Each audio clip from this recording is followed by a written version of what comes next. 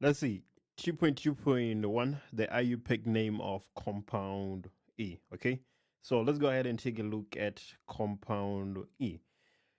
We have a carbon with a double bond.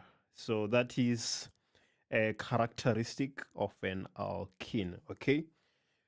How many carbons do we have in our longest chain? Let's see. If we start numbering from this carbon, we're going to have 1, 2, 3, 4. Even if we go down, we still have 4 carbons on our longest chain. So that seems like we have 4 carbons on our longest chain. So for 2.2.1, we know that we have but. Let's go ahead and figure out everything else. We have to start numbering from the side closest to the double bond. Okay?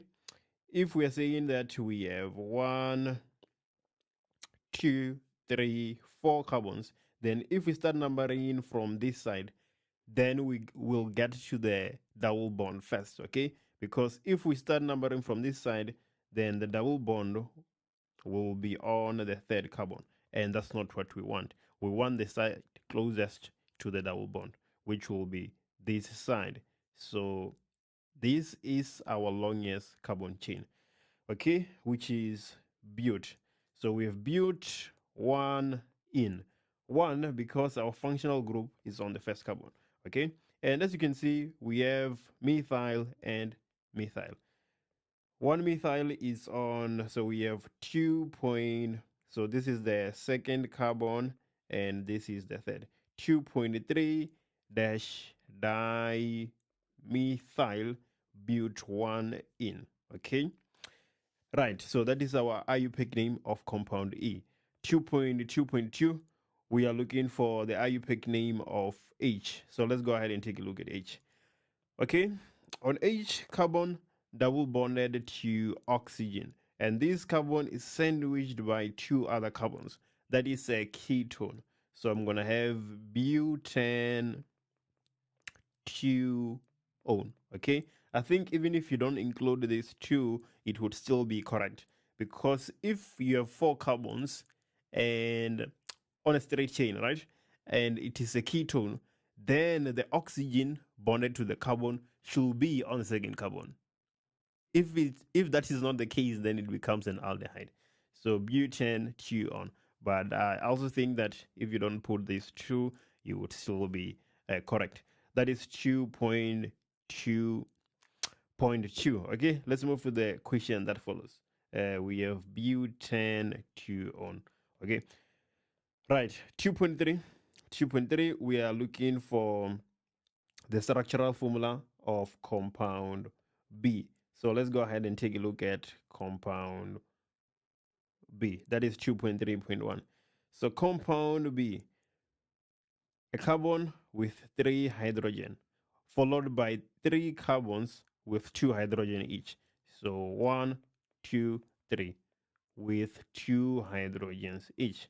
Okay, and then after that we have another carbon which is double bonded to an oxygen, one other oxygen which is bonded to its carbon. Okay, so this is the structure you're supposed to have for compound B. Obviously, we need to fill out our hydrogens. Okay, you cannot leave it like this. Only I can do that and not you. So this is the structural formula of compound B. Let's see if we have the correct number of carbons. So we have 1, 2, 3, 4, 5, 6. This is 1, 3 makes it 4, 5, 6. I think we are good to go. Okay. Structural formula of compound C, 2.3.2. Let's go ahead and take a look at that. 2.3.2, structural formula of compound C. We have 4-ethyl-3.3 difluorohexane. So I'm going to start by taking care of hexane. I need 6 carbons. So 1, 2, 3, 4, 5, 6. On the third carbon, I have difluoro. There we go. And on the fourth carbon, I have ethyl. Ethyl will look something like this, okay? I have a branch with 2 carbons, right? So now I just need to fill out my hydrogens and I am done, okay? So let me leave that for you. Go ahead and fill out all the hydrogens that are required. Okay, right. So this is the structural formula of compound C 2.3.2. 2.3.3 general formula of the homologous series to which compound E belongs. Compound E is an alkene, so the general formula should be CnH2n. Yes, not plus 2, not minus 2, just CnH2n. 2.3.4 structural formula of functional group of compound F. Compound F, carbon double bonded to an oxygen sandwiched by 2 other carbons. That is a ketone. The structure of the functional group should look like this. Okay, we should not have carbons on these. We should not have hydrogens on these 2 carbons. So if you put hydrogens on those carbons, then it is then not correct. Okay, you are now drawing the structure of propanol, right? And no longer the functional group of ketones. That is 2.3.4. 2.3.5, IUPAC name of the alcohol needed to produce compound B. So for compound B, we have the structure. Let's use the structure instead. Okay, if you come here and put a line, the carbon that is bonded, or the part of the structure that is bonded to 1 oxygen is from the alcohol. Which alcohol has 1 oxygen? Not 1 oxygen, but 1 carbon, okay? That is methanol, right? Yeah, the alcohol with 1 carbon is methanol. 2.4.1, 2.4.1, we're looking for letters of a compound that is the letter of a compound that is a functional isomer of compound G. So if you take a look at compound G, we have an acid because of the functional group, which we can identify right there. And that acid has 1, 2, 3, 4, 5, 6 carbons. So we are looking for an ester with 6 carbons. It will be a functional isomer of compound G. If you look at B, in B we have 6 carbons. So the answer to 2.4.1 is B. That ester right there with 6 carbons will be a functional isomer of G. And then 2 compounds that are chain isomers of each other. Okay, G and D. D is hexanoic acid. It is a straight line hexanoic acid. Okay, and compound G, it is an acid with 6 carbons, so they should be chain isomers of each other. Same molecular formula, just different chains. Is this organic compound a primary, secondary, or tertiary alcohol? We're supposed to give a reason for the answer. So let's go ahead and take a look. Right, so in compound A, let's just zoom in on compound A. We have 1, 2, 3, 4 carbons. So that should be butanol, right? We do have a branch here that I'm not accounting for, but we're going to take care of that. So let's take a look. Let me just circle that. This is our longest chain. We can take this as our longest chain. Even though if we go up, we would still get the longest chain of 4 carbons. Let's just take that as our longest chain. And then we have a branch on the second carbon and the functional group. Right, that is what we are dealing with. Let's go back to the question. Is it a primary, secondary, or tertiary alcohol? Well, this is a tertiary alcohol. So let me just write that down first and then explain to you why I'm saying so. This is a tertiary alcohol, right? Why do we say that it is a tertiary alcohol? It is because, take a look at these. This carbon that is bonded to OH. The carbon that is bonded to OH is bonded to 1, 2, 3 carbons, right? So if the carbon that is bonded to OH is bonded to 3 carbons, it makes it a tertiary alcohol. If it was bonded to 2 carbons, it would make it a secondary alcohol. And then if it is only bonded to 1 carbon, it would make it a primary alcohol. So right, it is a tertiary alcohol because the carbon bonded to OH is bonded to 3 other carbons. There we go. So that is 2.1.1. Let's take a look at 2.1.2. Write down the IUPAC name for the above mentioned compound. Okay, so like we have figured out, we have 4 carbons on our longest chain. So that is butane. And then which carbon is our functional group found? Well, if we start counting from the left, we have 1, 2, 3. But if we start counting from the right, we have 1, 2. So clearly we have to start numbering our carbons from the right. So we're going to have butane, 2, all. But we need to account for that branch there. We need to account for that branch. So on the second carbon, we have 2-methyl. So there we go. 2-methyl butane 2-ol. That is the IUPAC name of our compound A. 2.1.3. 2.1.3. The above mentioned compound undergoes an elimination reaction. Write down the structural formula of the product that is formed. Elimination reaction. So let me just write that structural formula without condensing it. So this is OH, and then hydrogen. We need another. Okay, here we have a branch, so let's put that there. And then elsewhere we have hydrogens. Okay, so which elimination reaction can an alcohol go through? Because this is an alcohol that you're dealing with, right? So the elimination that an alcohol can go through is dehydration. It is dehydration. The alcohol loses 1 hydrogen and an OH, right, making it H2O, hence dehydration. That is the only elimination reaction alcohols can undergo through, right?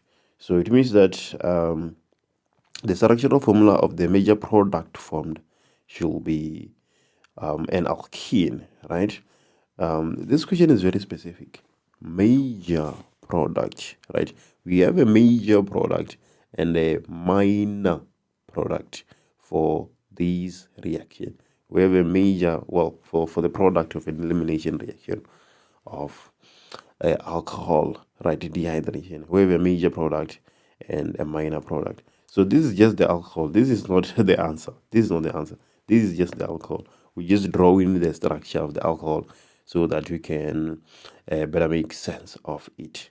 So the major product of dehydration that compound A will undergo will look like the following. So we have 1, 2, double bond, carbon, carbon. So there we go. And then hydrogen everywhere else. Hydrogen everywhere else. So 4 bonds on that carbon. It is satisfied, and let's just fill out hydrogens everywhere. So let's check the number of bonds. This 1, 2, 3, 4. So everything is fine. 1, 2, 3, 4. 1, 2, 3, 4. 1, 2, 3, 4. Okay. Right. You have to calculate the number of bonds to avoid making any mistake. We also need our branch. I'm forgetting to put the branch here. Because we have a branch here on the second carbon. So we don't have a hydrogen here, but rather we have a branch. So that is what we have. That is what we are dealing with. Let's check if the number of carbons is still intact. 1, 2, 3, 4. 1, 2, 3, 4. Okay, I'm happy with that. All right, let's move to the question that follows. 2.2, 2.2.1. Consider the organic compound B. 2.2.1. Define the term functional isomer. Okay, so compound B is pentane 3-on, so that is a ketone. But well, the question wants us to define the term functional isomer, so let's go ahead and do that. Functional isomer, organic compounds with the same molecular formula but different functional groups. Same molecular formula but different functional group. That is a functional isomer. And then 2.2.2, I'm expecting that the question is gonna have something to do with isomers. Write down the homologous series to which the above mentioned compound belongs. Okay, compound B. This is 2.2, and 2.2.2 is a sub-question of 2.2.2. Okay, I was starting to ask myself which above mentioned compound, because I was thinking 2.2.1, but it is compound B that we are referring to. So compound B is a ketone, but the name of the homologous series is actually not ketone. It is ketones. It is in plural, by the way. Yeah, it's one of those things that we usually overlook. But the name of the homologous series is not ketone. It is ketones. Yeah, if you go to your exam guidelines, that is exactly what you're going to find. You're not going to find the homologous series ketone. No, the homologous series is ketones, right? We're just being, more precise. We live in no stone unturned. Okay, that is 2.2.2. Let's do 2.2.3. IUPAC name of its functional isomer. So the functional isomer of ketones is aldehydes, right? The functional isomer of ketone is aldehydes, right? They have the same, a aldehyde looks very similar to a ketone, but the only difference is that the double bond oxygen is at the end. So here we have pentane 3-on. So the ketone that you're looking for is pentanol. That is, the aldehyde, not the ketone, I meant.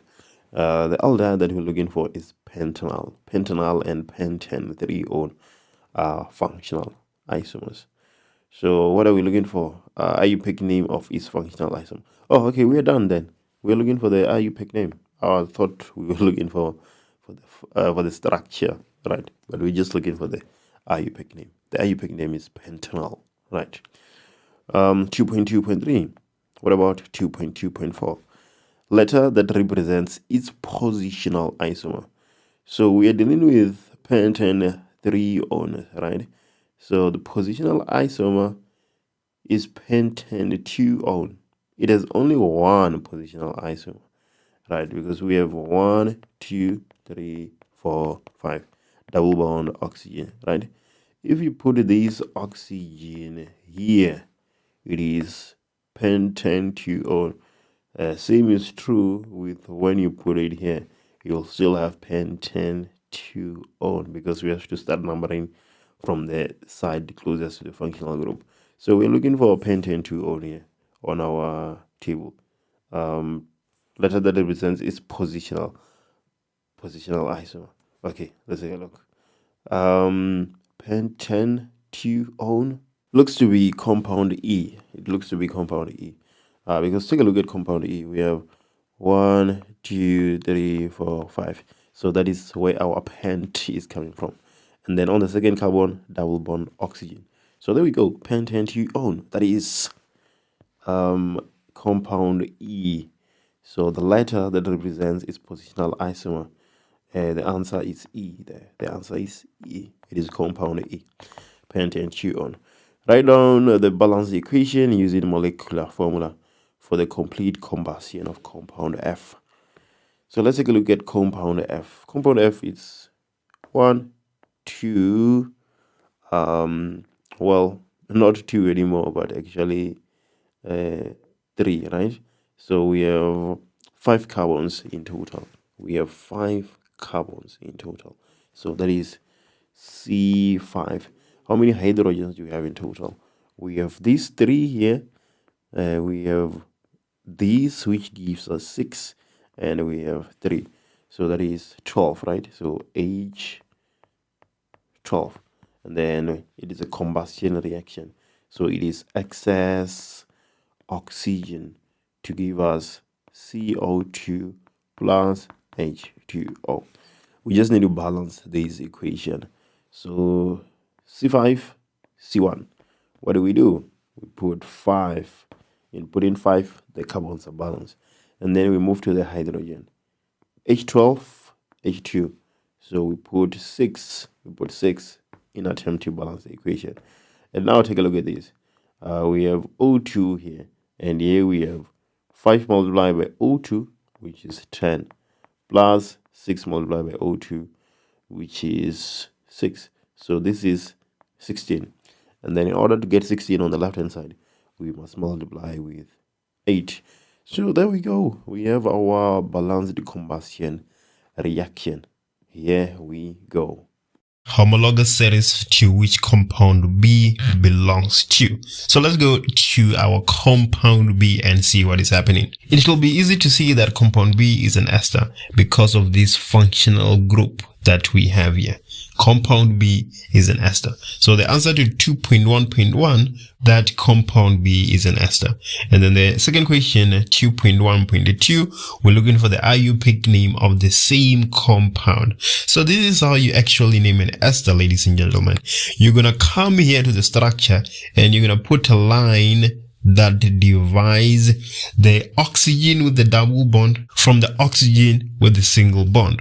And then the part of the structure that has the oxygen with the single bond is coming from the alcohol.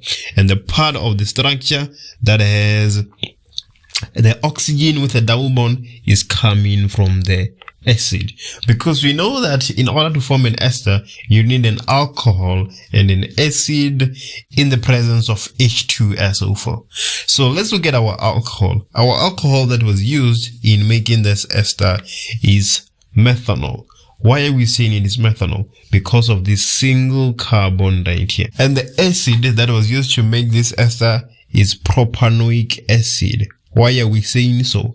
These 3 carbons that we have there. So when we name this ester, the name is going to be methyl propanoid. Methyl propanoid. Right. So this methyl here is coming from the fact that the alcohol that was used is methanol. If the alcohol that was used was butanol, then the name would start by saying butyl. And then the propanoid is coming from the acid that was used, propanoic acid. Let's move to the second question, 2.2 and 2.2.1. An alcohol and an acid are heated in the presence of concentrated sulfuric acid to form compound B. Write down the role of the concentrated sulfuric acid in this reaction. So sulfuric acid in an esterification acts as a catalyst. So the answer to 2.2.1 is catalyst. It acts as a catalyst. It speeds up the reaction. You can also say that. And then the answer to 2.2.2, names of the alcohol and the organic acid used to prepare compound B. So we have already deduced which alcohol was used and which acid was used when we were naming our compound B, right? So now we're just gonna say the alcohol that was used is methanol and the acid that was used is propanoic acid. The acid that was used is propanoic acid.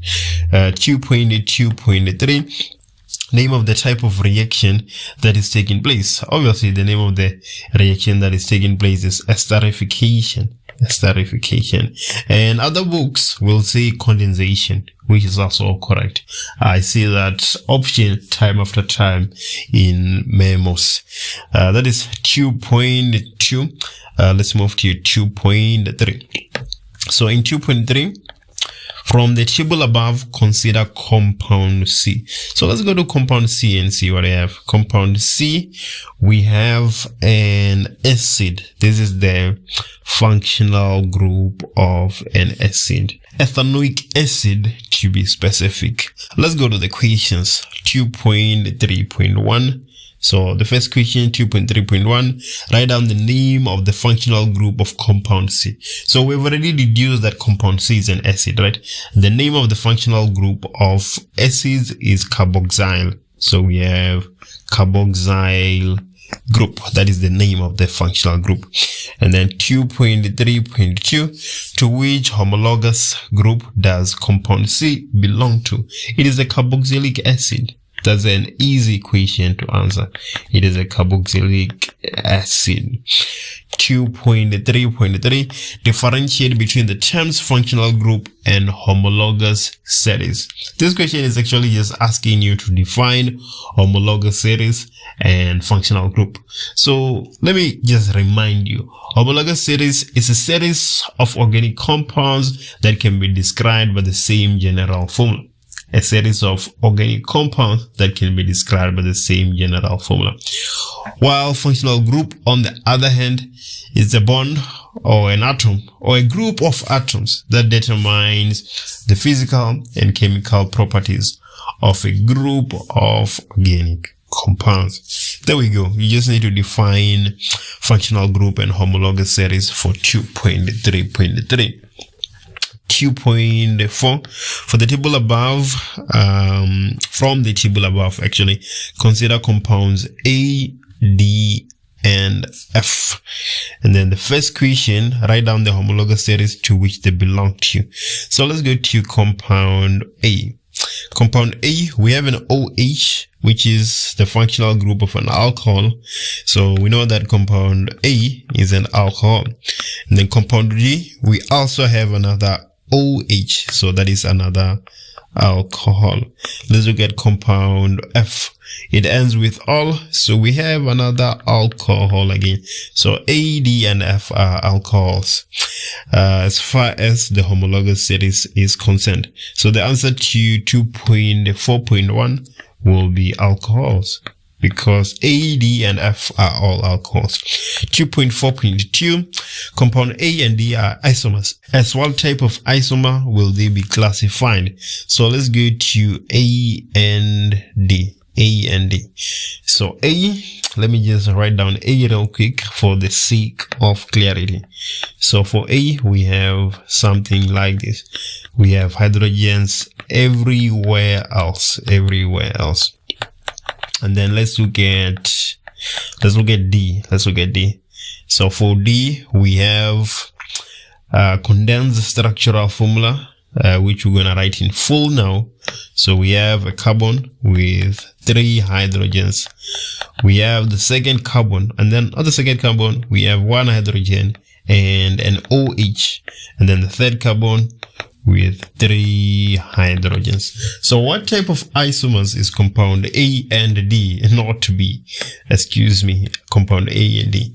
So compound A, the OH is on the first carbon, and then for compound D, the OH is on the second carbon.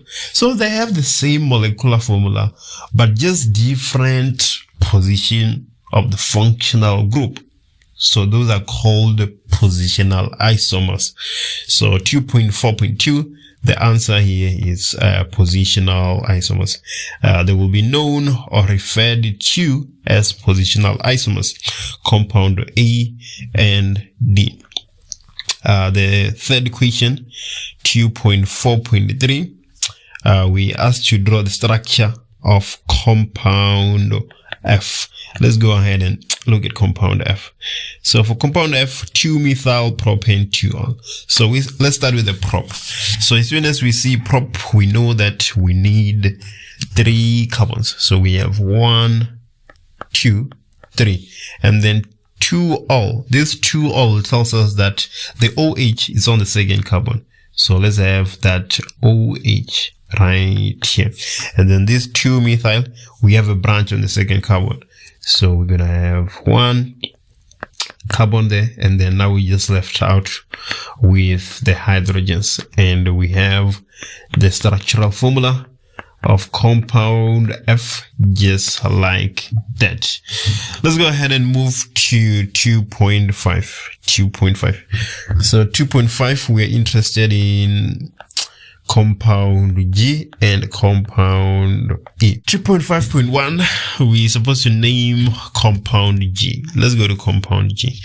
So compound G, the first thing that we must look for is the longest carbon chain. It is easy to see that this will indeed be our longest carbon chain. Let's count that. 1, 2, 3, 4, 5, 6. That is hex. And then as soon as I see BR, I know that it is a haloalkane, right? So it will be hexane. Now I'm just left with the branches. Where do I start numbering? If you start numbering from the left, on the second carbon, you have Br, you have bromo. And then if you start numbering from the right, on the second carbon, you have methyl, you have dimethyl, right? So the question now is, what takes preference between a branch and a halogen? Well, according to the exam guideline, nothing takes preference between the halogen and the branch. You just have to start numbering from the side that will lead to the smallest number. What do I mean by that? If we start numbering from the left, then we're going to have 2 for bromo, right? And then this is 2, 3, 4, 5. And then we're going to have 5,5 for that dimethyl. And then these numbers will give us 12. If we start numbering from the right, we're going to have 2.2 for the dimethyl, right? And then we're going to have 5 for the bromo. So this is 2 plus 5, which is equals to 9. If we start numbering from the right, we have the smallest number, and that's what we need to do. Nothing is going to take preference between the halogen and the branch. So we're going to have 5 bromo. We're going to have 5 bromo dash 2.2 dash dimethyl hexane. 2.2 dash dimethyl hexane.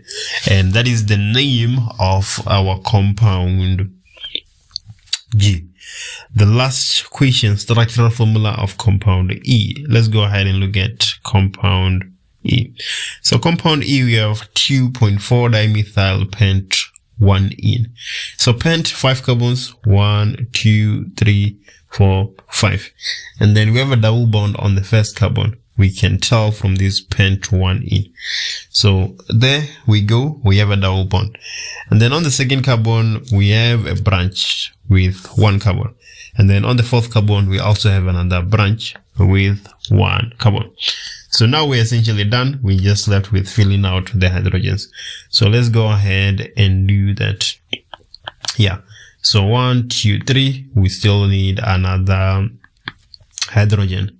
And then 1, 2, 3. It's a painful exercise, but yeah, we have to do what we have to do.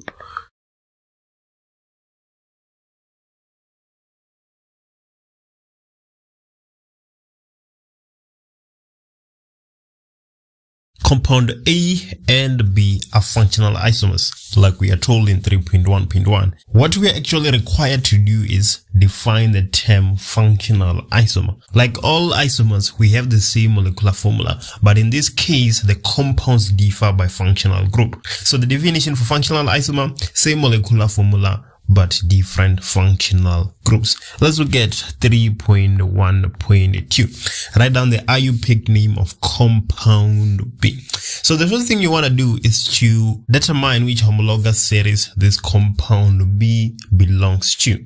Because of the structure of the functional group, compound B, it's a ketone. This carbon that is bonded to the oxygen is bonded to 2 other carbons.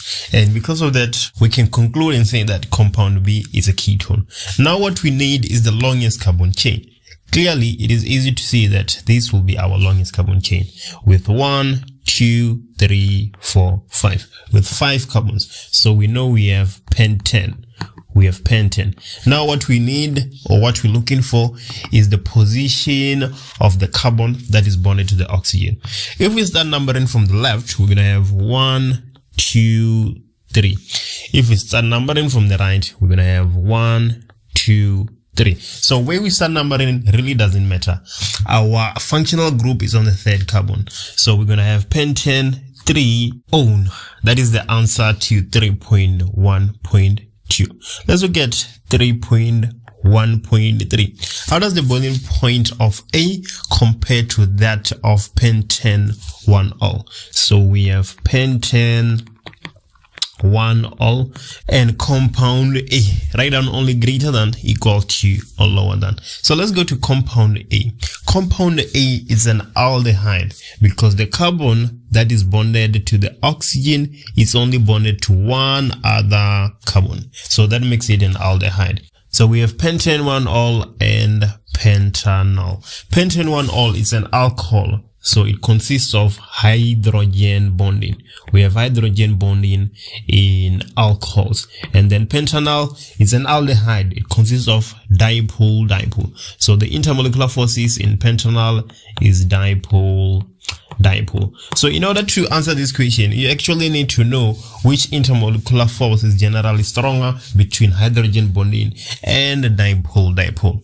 Compound A will have a lower than boiling point compared to pentane 1 all. Let me explain why that is the case in 3.1.4. The intermolecular forces in pentane 1 all, which happens to be hydrogen bonding, are stronger than the intermolecular forces in pentanol, which is dipole-dipole. And then you know that if you have stronger intermolecular forces, then more energy is required to overcome those intermolecular forces in that compound. And then as a consequence, the alcohol or pent1 all will have a higher boiling point. That is the answer to 3.1.4. Let's look at 3.1.5. How will the vapor pressure of compound B compare to that of pentane 1 all? Right, only higher than, lower than, or equal to. Explain the answer fully. So compound B, like we've already deduced, is a ketone. And which intermolecular forces do we find in ketones? We have dipole forces. And then again in pentane 1 all we have hydrogen bonding. In pentane 1 all we have hydrogen bonding. So that will lead to ketone having a higher than vapor pressure compared to pentane 1 all. Higher than vapor pressure. So what you have to understand is that the weaker the intermolecular forces, then the higher the vapor pressure. So between compound B, our ketone, and pentane 1 all has stronger intermolecular forces. So it will require more energy to overcome the intermolecular forces. And then as a consequence, it is going to have a lower vapor pressure. It is going to have a lower vapor pressure compared to ketone. Ketone will actually have a higher vapor pressure. So what you need to memorize, or what you need to know, is that the stronger the intermolecular forces, the higher the boiling point, the higher the melting point, but the lower the vapor pressure. You need to know that. 3.2.1. Let's define the term boiling point. That is not the temperature at which liquid turns to gas. Please, we no longer use that definition at this level. It is actually the temperature at which the vapor pressure equals the atmospheric pressure. The temperature at which the vapor pressure equals the atmospheric pressure. That is boiling point. 3.2.2. Run down the independent variable for this investigation. Let's take a look at what is happening in this question. Let us use compound C to E to investigate one factor which influences the boiling points of organic compounds. What I'm realizing real quick is that in compound C we have 1, 2, 3, 4. We have 4 carbons, right? And then in compound D, we have 1, 2, 3, 4, 5. We have 5 carbons in compound D. And then in compound E, we have 1, 2, 3, 4, 5, 6. We have 6 carbons in compound E. So it seems like our independent variable here, what we are changing is actually the chain length. We can see that from the number of carbons we have in the compounds. So the answer to 3.2.2 would be chain length, or the molecular mass, because as the chain length increases, then the molecular mass is also going to increase. So that is the independent variable. And 3.2.3, write down the type of van der Waals force that occurs between these organic compounds. So these organic compounds are all alkenes, right? Well, you can draw compound C fairly quick by saying C 1, 2, 3 hydrogens, and then another carbon with 2 hydrogens, another carbon with 2 hydrogens, and the last carbon with 3 hydrogens. The same thing with compound D and E, they're all alkenes. So the force that is occurring in compound C, D, and E is actually London force. That is London force, or induced dipole forces. Well, let's look at 3.2.4. Write down the conclusion that can be drawn about the boiling point of straight chain alkanes. So let's look at our diagram. We can see fully well that as the number of carbon is increasing, our boiling point is increasing from -1 to 36.1 and lastly to 69. So we can conclude and say that as the chain length increases, the boiling point increases. If you had said molecular mass in 3.2.2, you would say that as the molecular mass increases, the boiling point increases. How can we boil down these complex concepts to a few bullet points? Well, if a reaction starts with an alkene and you get whatever product you're going to get, then that reaction is an addition reaction. If a reaction starts with whatsoever it is starting with and it ends up with an alkene, then that reaction is an elimination reaction. And if our first condition is not met and our second condition is not met, then that reaction is a substitution reaction. What am I even saying? Let me show you what I'm talking about by answering this question. Let's look at 4.1. Consider reaction A and write down the type of reaction that takes place. So reaction A is right here. So let me go through my conditions and see which one is met.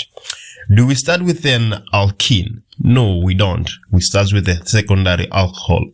Do we end up with an alkene? Yes, we do. We have propene as our product, right? So we know fully well that from that only, our reaction is an elimination reaction. Our second condition is met. So the answer to 4.1 is elimination. It's elimination. Just because we know that if a reaction ends with an alkene, it's elimination. If it starts with alkene, it's addition. And then if none of that is correct, then it is a substitution reaction. Let's do 4.2 and 4.2.1. Reaction B represents a hydration reaction. Let's look at B. At B, we're starting with propene and we end up with a secondary alcohol. And then we are told that that reaction is a hydration reaction. Right, and then now what we're asked to do is to define hydration reaction. It is the addition of water to a compound. That's it. That's the definition. It's the addition of water to a compound. That's what we mean when we talk about a hydration reaction. We add in H2O to a compound.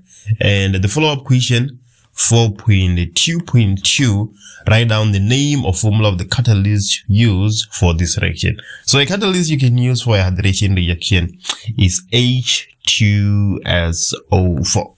So we can use sulfuric acid as a catalyst for a hydration reaction. Let's look at 4.3 and 4.3.1.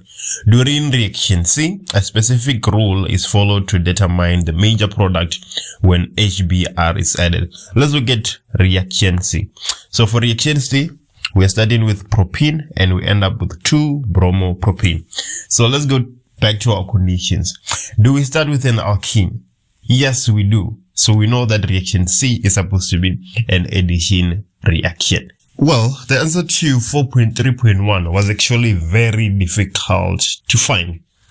But if you visit the CAPS document and other relevant resources, you'll find out that for hydrohalogenation, our addition reaction in this case, we need no water because alkenes cannot react with pure water. And then apart from needing no water, we need a concentrated strong acid. So we need a concentrated strong acid for this reaction that we have in 4.3.1. It is an addition reaction namely hydrohalogenation. We're adding a hydrogen and a halogen. 4.3.2, use structural formula and write down the balance equation for this reaction. So propene plus HBr. Let's go ahead and do that. So we're going to have 1, 2, 3 carbons, right? So 1, 2. Now we just need to add our hydrogens, and we're supposed to have something like that, plus HBr to give us something. If you look back to the equation statement, it says that during reaction C, a specific rule is followed to determine the major product when HBr is added. So now you actually have to know that rule in order to answer this question. Well, to some extent, we know that this double bond is going to break, and either one between H and Br is going to come to the second carbon, and then the other is going to come to the first carbon. So do we get Br on the second carbon, or do we get Br on the first carbon? You need to know where to place that Br, because if you place it at the wrong location, then you lose a mark. But there's a rule for that. There's a law for that. Markovnikov's rule. So basically what it is saying is that the hydrogen is going to go where there's a lot of hydrogens, and then the halogen is going to go to the other spot. So if you look at this carbon here, it has 2 hydrogens, and then the carbon in the middle has 1 hydrogen. So the hydrogen will tend to go to the carbon with a lot of hydrogens already. So that Br, it will usually go to the middle, because that's where we have the least number of hydrogen. So our product is going to look like this. Br is going to come to the carbon in the middle, and the hydrogen is going to come to the first carbon. And then now it's just a matter of filling out our hydrogens. So this is our major product according to Markovnikov's rule. And then Br being on the first carbon and H being on the second carbon is our minor product. This is our major product. Yeah, usually when this reaction occurs, this is the product, right? 4.1. Identify the type of reaction taking place at, so let's go to reaction D. Reaction D. Yeah, this one is going to be easy because we know our conditions. Do we start with an alkene? No. Do we end with an alkene? No. So we know that it is substitution. It is substitution. There isn't a lot to think about there. And then 4.2, which reaction are we interested in? We are interested in reaction F. In reaction F, do we start with an alkene?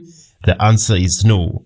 Do we end with an alkene? The answer is still no. So again, that is a substitution reaction. That is a substitution reaction. It cannot be otherwise. And then 4.5.1. Reaction E is a hydrogenation reaction. Let's look at reaction E real quick. We're starting with propene and we're ending up with propane. So it is indeed a hydrogenation, right? And then what does the equation say? Write down the 2 reaction conditions for this reaction. 2 reaction conditions for hydrogenation. So we need heat, and another thing we need is a catalyst. We need a catalyst. Yeah, which catalyst in this case? We need palladium, platinum, nickel, and so on. Right. And then 4.5.2, name one use of hydrogenation in the food industry. Well, I will leave that one to you.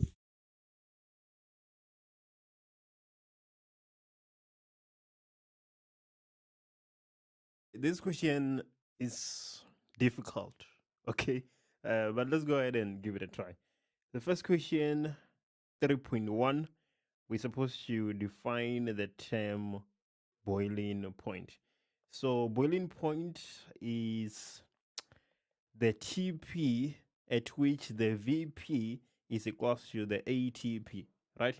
So the temperature at which the vapor pressure is equals to the atmospheric pressure. 3.1. Let's take a look at 3.2. In 3.2, write down the conclusion that can be made for curve P. So let's go ahead and read through our question statement and sort of figure out what is happening. So the relationship between boiling point and the molecular mass of aldehydes, carboxylic acids, and primary alcohols is investigated. Curves P, R, and S are obtained. All compounds used as straight chain molecules. Right. And then write down the conclusion that can be made for curve P. As we can clearly see, as the molecular mass increases, the boiling point is increasing. So that is the conclusion we can make for curve P. Well, the same is true for curve R, and the same is true for curve S. As the molecular mass increases, the boiling point also increases. Why is that the case? We're going to address that sometime later. That is 3.2. 3.3, explain the answer to question 3.2 in terms of the structures of the compounds. Okay, so now we actually have to support why we are saying that as the molecular mass increases, the boiling point increases. Well, not support, but justify why that is the case. So let's go ahead and try doing that. Okay, so when we're told that we have straight chain organic compounds, right? As the chain is increasing, the London forces are increasing. Okay, so that is the reason why when the molecular mass is increasing, the boiling point is increasing. It is because when you increase the number of carbons on your straight chain, the London forces are going to be increasing between those carbons. So that is the reason we're supposed to give for 3.3. I wrote it down. It says, as the chain length increases, the London force increases, and the boiling point will increase as a consequence because the intermolecular forces, the strength of the intermolecular forces is increasing. That is 3.3. 3.4, 3.4.1. Curve R represents alcohols.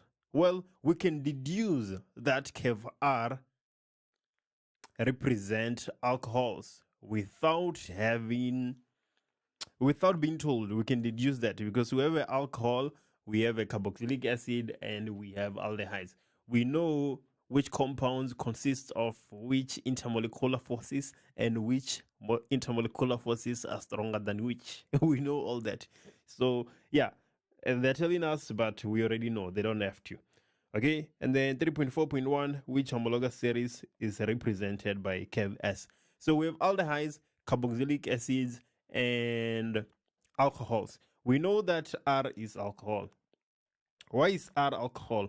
Because we have one side of hydrogen bonding, and S is aldehyde, right? Dipole forces. And P is carboxylic acid, where we have two sides of hydrogen bonding. Okay, so this is our acid, this is our carboxylic acid. What is the question saying? Which homologous series is represented by curve S? Aldehyde. Our homologous series is aldehyde. Aldehyde is the homologous series. Okay. 3.4.2. Explain the answer to question 3.4.1 by referring to the strength of intermolecular forces. So, okay, this is the train of thought. Between carboxylic acids consist of two sides of hydrogen bonding.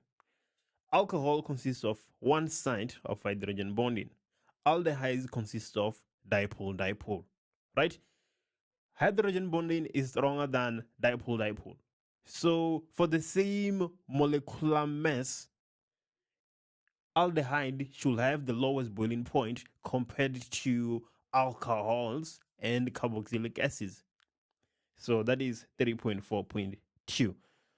Let's move ahead. Okay, we're moving up and not down. So we have 3.5. Let's take a look at 3.5 and hear the stories.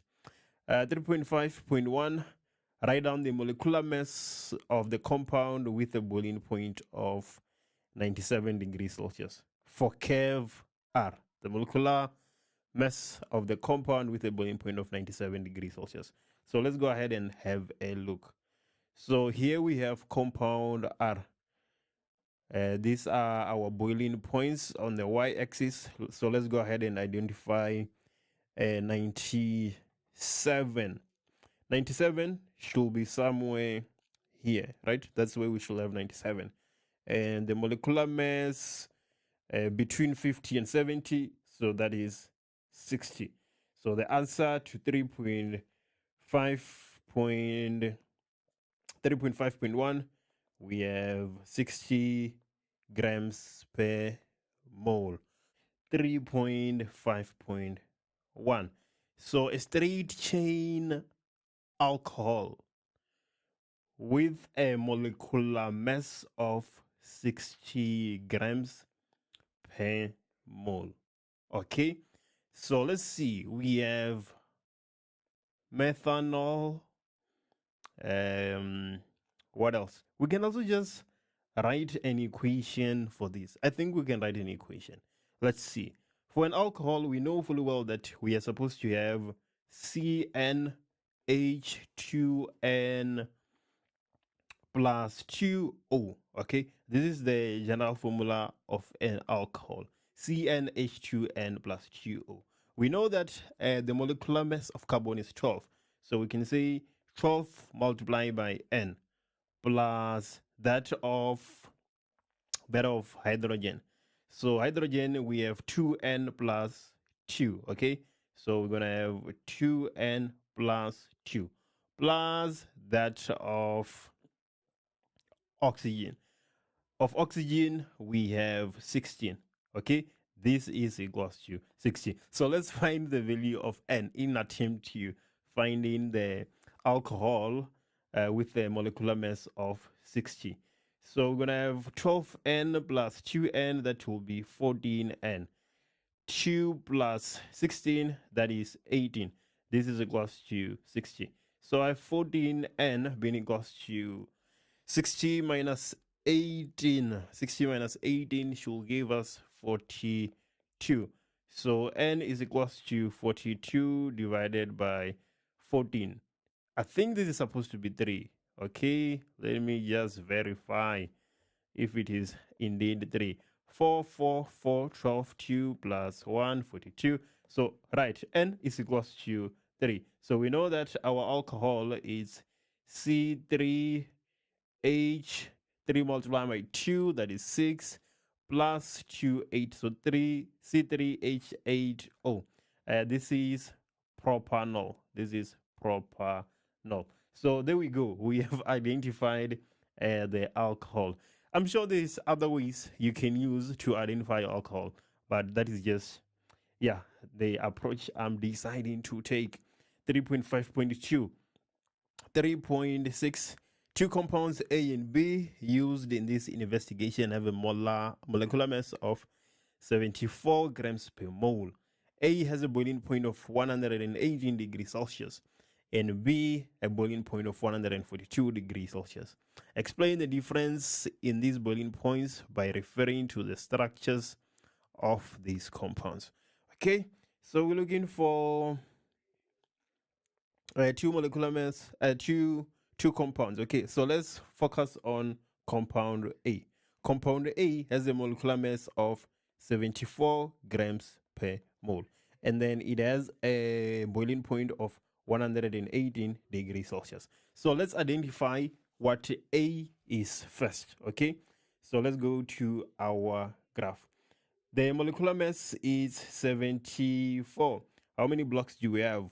1, 2, 3, 4, 5, 6, 7, 8, 9, 10. Okay, so we have 10 blocks between 70 and 90. So 1, 2, 3, 4, 5 should give us 80. So we have 80 right here. So that tells me that, let me see. That tells me that 1, 2 should be 74. So if I want to find a molecule with a compound with a molecular mass of 74 grams, then I need to draw a line like that. So, okay, we have 74 grams per mole and a boiling point of 118. So, where can I find 118 here? Okay, I think I find it on the alcohol. Okay, let me erase here so that I can see what is underneath. I think I find it on the alcohol. This right here should have a boiling point of around 118. So compound A is an alcohol. I know that for sure. It cannot be compound. It cannot be S, because S is way below 100, and it cannot be P. It cannot be on the line P, because you can see it is very close to 150. So A is the alcohol. Let's take a look at B. What is the data I have for B? So B also has a molecular mass of 74 grams per mole and a boiling point of 142 degrees. Okay, so 142, we can clearly see that it is this one that we have up here, which is our acid. So B is the acid.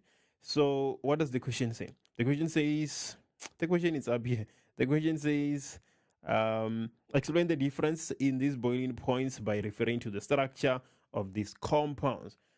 Okay, so we have the alcohol and the acid. In alcohols, we have one side of hydrogen bonding, while in an acid, we have two sides of hydrogen bonding. The intermolecular forces on the acid will be stronger than that on the alcohol, requiring more energy to overcome the intermolecular forces. And that's a consequence. We're going to have a higher boiling point on compound B, the acid. Compound A and B are functional isomers, like we are told in 3.1.1. What we are actually required to do is define the term functional isomer. Like all isomers, we have the same molecular formula, but in this case, the compounds differ by functional group. So the definition for functional isomer, same molecular formula, but different functional groups. Let's look at 3.1.2. Write down the IUPAC name of compound B. So the first thing you want to do is to determine which homologous series this compound B belongs to. Because of the structure of the functional group, compound B, it's a ketone. This carbon that is bonded to the oxygen is bonded to two other carbons, and because of that we can conclude and say that compound B is a ketone. Now what we need is the longest carbon chain. Clearly it is easy to see that this will be our longest carbon chain with 1, 2, 3, 4, 5, with 5 carbons. So we know we have pentane. We have pentane. Now what we need, or what we're looking for, is the position of the carbon that is bonded to the oxygen. If we start numbering from the left, we're going to have 1, 2, 3. If we start numbering from the right, we're going to have 1, 2, 3. So where we start numbering really doesn't matter. Our functional group is on the third carbon. So we're going to have pentane 3 own. That is the answer to 3.1.2. Let's look at 3.1.3. How does the boiling point of A compare to that of pentane 1-ol? So we have pentane 1-ol and compound A. Write down only greater than, equal to, or lower than. So let's go to compound A.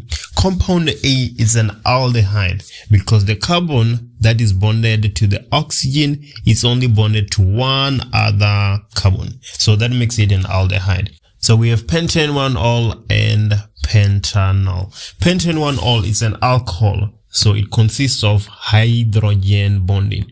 We have hydrogen bonding in alcohols. And then pentanol is an aldehyde. It consists of dipole-dipole. So the intermolecular forces in pentanol is dipole-dipole. So in order to answer this question, you actually need to know which intermolecular force is generally stronger between hydrogen bonding and dipole-dipole. Compound A will have a lower than boiling point compared to pentane 1-ol. Let me explain why that is the case in 3.1.4. The intermolecular forces in pentane 1-ol, which happens to be hydrogen bonding, are stronger than the intermolecular forces in pentanal, which is dipole. And then you know that if you have stronger intermolecular forces, then more energy is required to overcome those intermolecular forces in that compound. And then as a consequence, the alcohol or pentanol will have a higher boiling point. That is the answer to 3.1.4. Let's look at 3.1.5. How will the vapor pressure of compound B compare to that of pentanol? That only higher than, lower than, or equal to. Explain the answer fully. So compound B, like we've already deduced, is a ketone. And which intermolecular forces do we find in ketones? We have dipole forces. And then again in pentanol we have hydrogen bonding. In pentanol we have hydrogen bonding. So that will lead to ketone having a higher than vapor pressure compared to pentanol, higher than vapor pressure. So what you have to understand is that the weaker the intermolecular forces, then the higher the vapor pressure. So between compound B, our ketone, and pentanol has stronger intermolecular forces. So it will require more energy to overcome the intermolecular forces. And then as a consequence, it is going to have a lower vapor pressure. It is going to have a lower vapor pressure compared to ketone. Ketone will actually have a higher vapor pressure. So what you need to memorize, or what you need to know, is that the stronger the intermolecular forces, the higher the boiling point, the higher the melting point, but the lower the vapor pressure. You need to know that. 3.2.1. Let's define the term boiling point. That is not the temperature at which liquid turns to gas. Please, we no longer use that definition at this level. It is actually the temperature at which the vapor pressure equals the atmospheric pressure. The temperature at which the vapor pressure equals the atmospheric pressure. That is boiling point. 3.2.2. Run down the independent variable for this investigation. Let's take a look at what is happening in this question.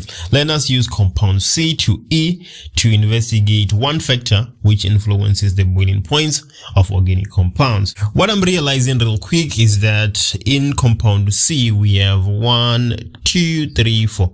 We have 4 carbons, right? And then in compound D we have 1, 2, 3, 4, 5. We have 5 carbons in compound D. And then in compound E we have 1, 2, 3, 4, 5, 6. We have 6 carbons in compound E. So it seems like our independent variable here, what we are changing is actually the chain length. We can see that from the number of carbons we have in the compounds. So the answer to 3.2.2 would be chain length, or the molecular mass, because as the chain length increases, then the molecular mass is also going to increase. So that is the independent variable. And 3.2.3, write down the type of van der Waals force that occurs between these organic compounds. So these organic compounds are all alkenes, right? Well, you can draw compound C fairly quick by saying C, 1, 2, 3 hydrogens, and then another carbon with 2 hydrogens, another carbon with 2 hydrogens, and the last carbon with 3 hydrogens. The same thing with compound D and E, they're all alkenes. So the force that is occurring in compound C, D, and E is actually London force. That is London force, or induced dipole forces. Well, let's look at 3.2.4. Write down the conclusion that can be drawn about the boiling point of straight chain alkenes. So let's look at our diagram. We can see fully well that as the number of carbon is increasing, our boiling point is increasing from -1 to 36.1 and lastly to 69. So we can conclude and say that as the chain length increases, the boiling point increases. If you had said molecular mass in 3.2.2, you would say that as the molecular mass increases, the boiling point increases.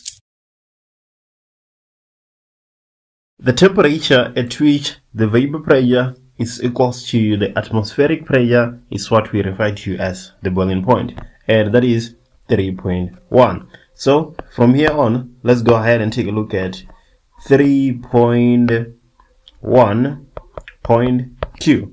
What does the question say? which of the compounds A, B, or C is mainly in the liquid phase at 100 degrees Celsius? My grade 10 learners can answer this question, but let's take a look and see what is happening. So we have organic compounds A, B, C, and D, but we are only concentrating on A, B, and C as our question instructs. So the question is, which compound of these three is mainly in the liquid phase at 100 degrees Celsius? Right, so it must not be a gas at 100 degrees Celsius. It must not have boiled at 100 degrees Celsius. So let's take a look. Compound A. The boiling point of compound A is 78 degrees Celsius. So at 100 degrees Celsius, we are above the boiling point of compound A. So it is already a gas at 100 degrees Celsius because it boils at 78. Same is true with compound B. Compound B has a boiling point of 46 degrees Celsius. So at 100 degrees Celsius, it is above its boiling point. So it has turned from liquid to gas already. So C is the compound that is in the liquid phase at 100 degrees Celsius. If we take a look at A, B, and C. So the answer here to 3.2, 3.2 and not 3.1.2. 3.2 is C. C is at the liquid phase at 100 degrees Celsius because it has not yet reached its boiling point. Okay, explain the difference in the boiling points of compound A and B. That is for 3 marks. So let's take a look at compound A and compound B and see how they differ. Well, they are all haloalkanes, but they differ in branching. The structure of compound A, let's take a look. 1, 2, 3, 1, 2, 1, 2, third carbon, fourth, 1, 2, and chloro. And then this is A. Let's take a look at B. Right. At B, we have 1, 2, carbon, hydrogen, hydrogen, hydrogen, and then hydrogen. Well, let's just leave the dash there. And then we have another carbon that serves as a branch. And then carbon, hydrogen, hydrogen, chloro. So this is compound B. As you can see, in compound B, we have this branch here. And then in compound A, we don't have a branch. So the difference in the boiling points of compound A and B is because compound A is less branched compared to compound B. So compound A is going to have more surface area, stronger intermolecular forces, and thus more energy is required to overcome the intermolecular forces in compound A. That is why we see a higher boiling point compared to compound B, because it is less branched. Okay, so that is 3.3. What about 3.4 and 3.4.1? Let's go ahead and take a look. Consider the boiling points 75 degrees Celsius, 120 degrees Celsius, and 126 degrees Celsius. Which of these values represents X, the boiling point of compound D? So let's go ahead and take a look at compound D and see if we can make sense of this. Compound D seems to be an aldehyde. Let's take a look.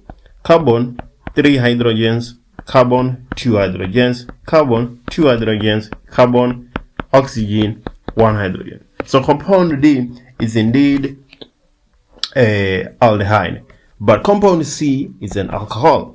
Right, so the boiling point of compound D must be lower than that of C, because aldehydes we have dipole, and then in alcohol we have hydrogen bonding, and hydrogen bonding is way stronger than dipole.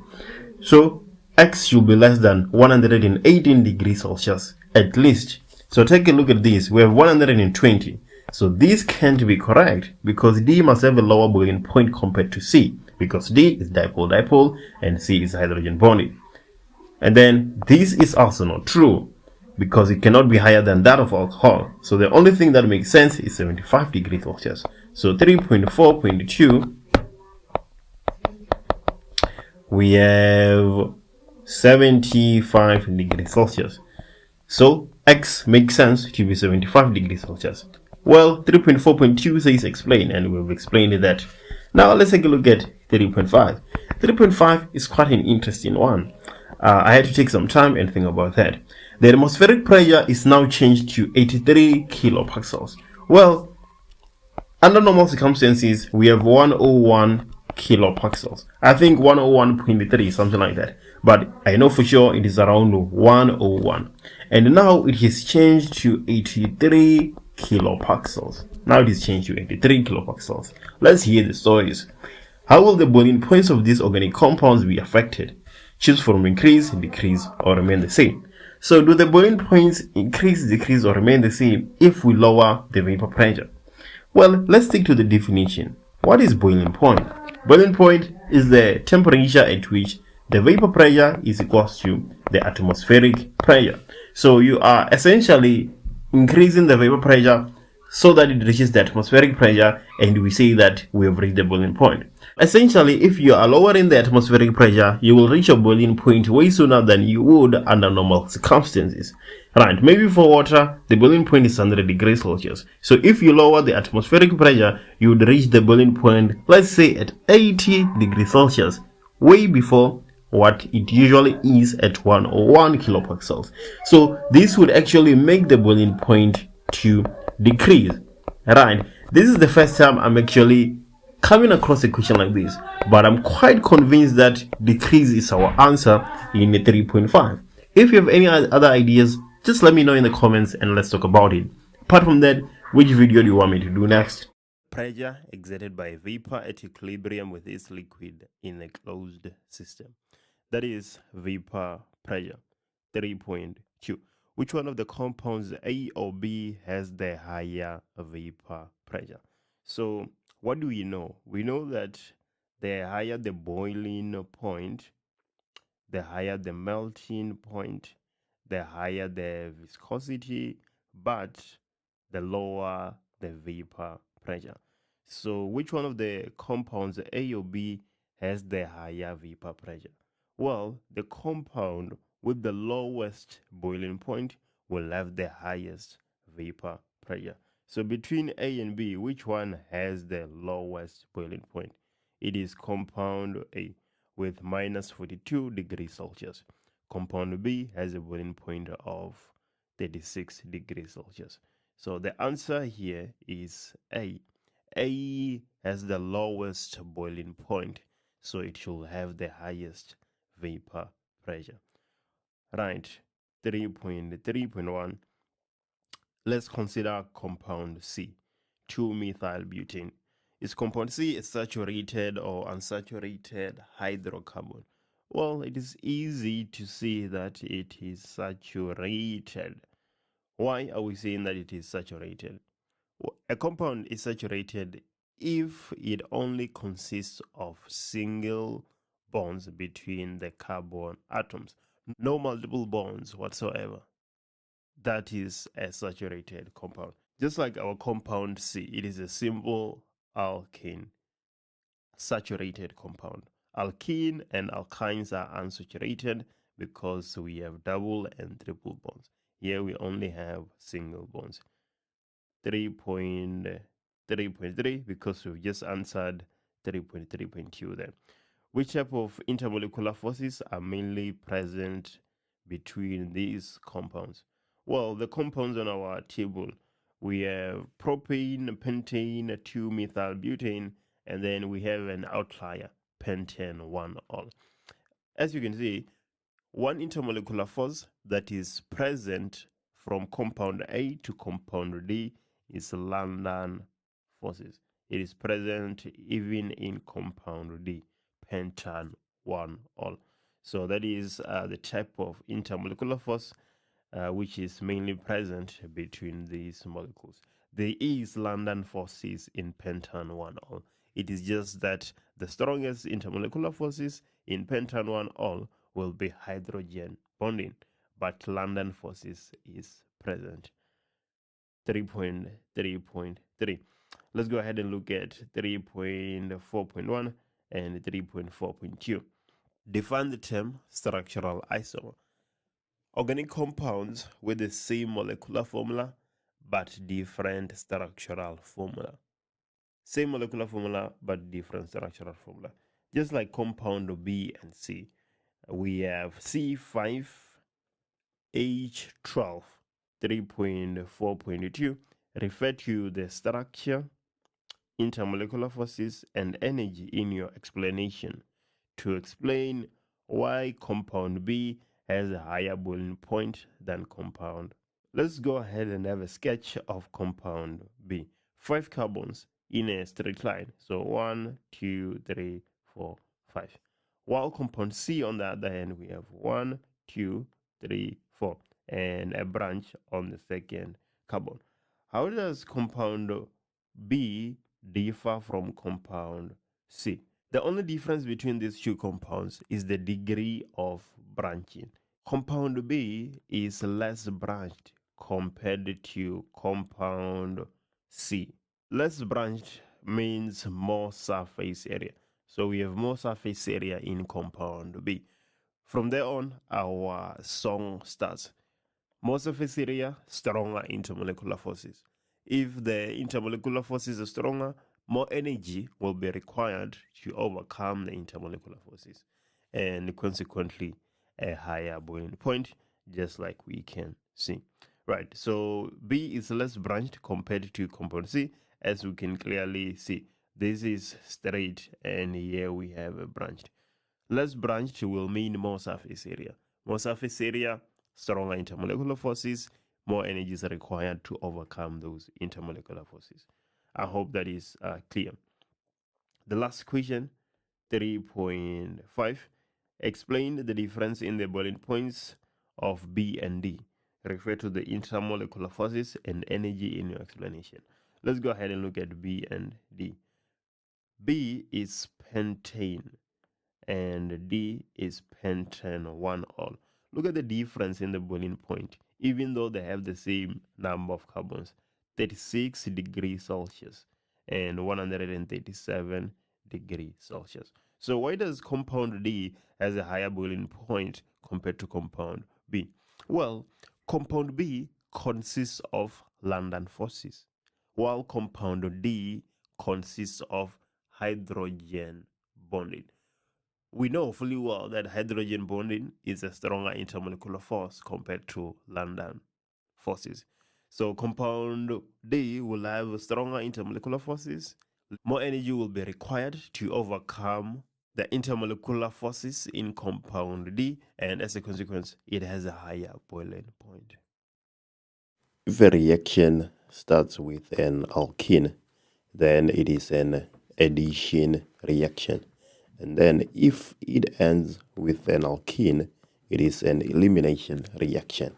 And if the first condition or the second conditions are not met, then it is a substitution reaction.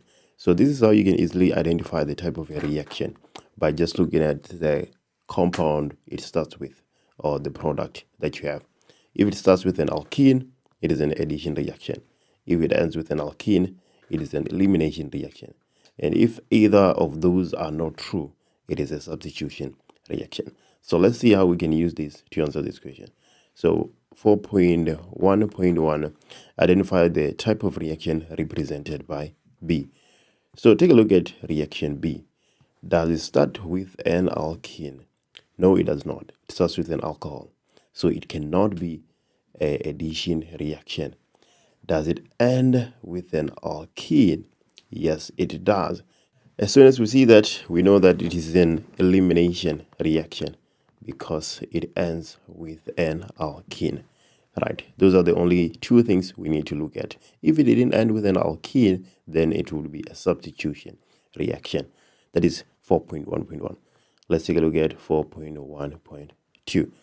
Identify the type of reaction represented by D. So again, does it start with an alkene? No, it does not. Bromoethane is not an alkene. And does it end with an alkene? It is not. It ends with an alcohol. So because the first condition is not met and the second condition is also not met, then we are saying that it will be a substitution reaction.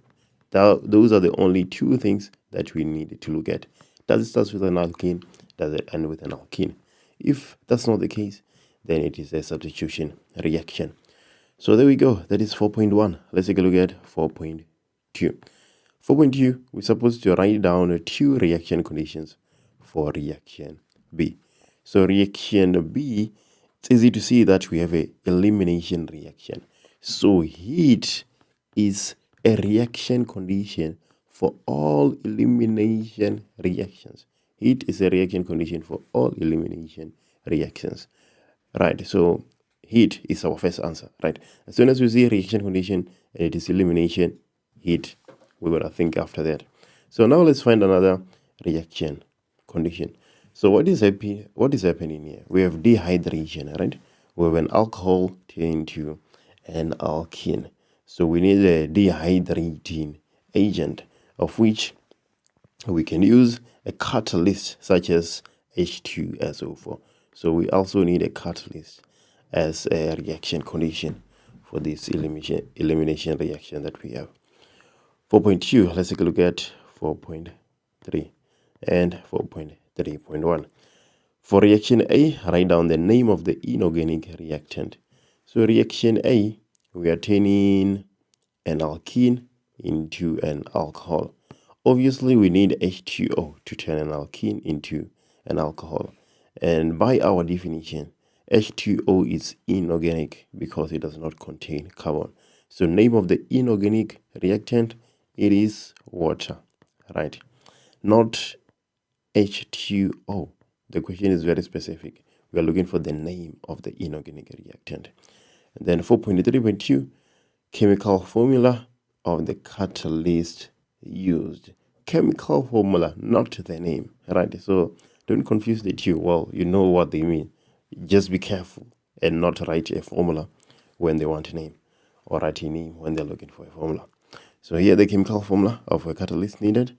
We need H2SO4, right? H2SO4 is not always the answer to a question with regards to catalyst, right? It just happens that we have used it twice in this equation.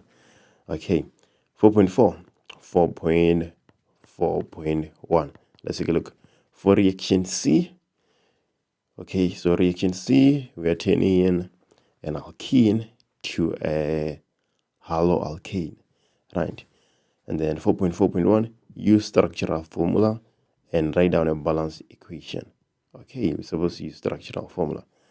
So this is our alkene with 2 carbons. How many bonds do we have? 1, 2, 3. So we need another hydrogen. And we can see that our product is bromoethane. So what are we adding here? We're adding HBr.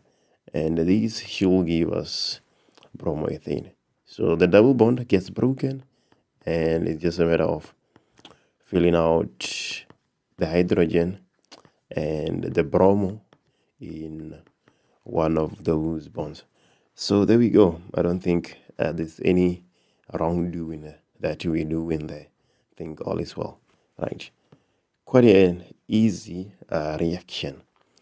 We have our alkene, we add a hydrogen and a halogen, so it is a hydrohalogenation addition reaction, and then this is our product. Okay, there we go. 4.4.1. Let's take a look at 4.4.2. So 4.4.2, explain why no water should be present during this reaction. Explain why no water should be present during this reaction. We are avoiding the formation of OH instead, right? If you have water, it's very possible that instead of having Br there, you might have OH. So that is what we are running from. Yes, we are trying to avoid the formation of the hydroxyl group, right? That is 4.4.2. 4.5, let's go ahead and take a look. So we are now concentrating on reaction E. Okay, let's see what the first question says. Type of reaction. Okay, so reaction E represents the conversion of the alcohol into organic compound X. So reaction E. Okay, so we start with an alcohol, as we can clearly see, and then we add what looks like an acid to get compound X. So something should come to mind when we talk about alcohol plus acid. This is clearly a esterification. So the answer to 4.5.1 is esterification. An alcohol plus an acid in the presence of a suitable catalyst will give you esterification, right? It will give you an ester. So type of reaction, esterification, right? So esterification. There we go. That is 4.5.1. Let's take a look at 4.5.2. Chemical formula of the catalyst used. We know what suitable catalyst we need in esterification. We need concentrated H2SO4.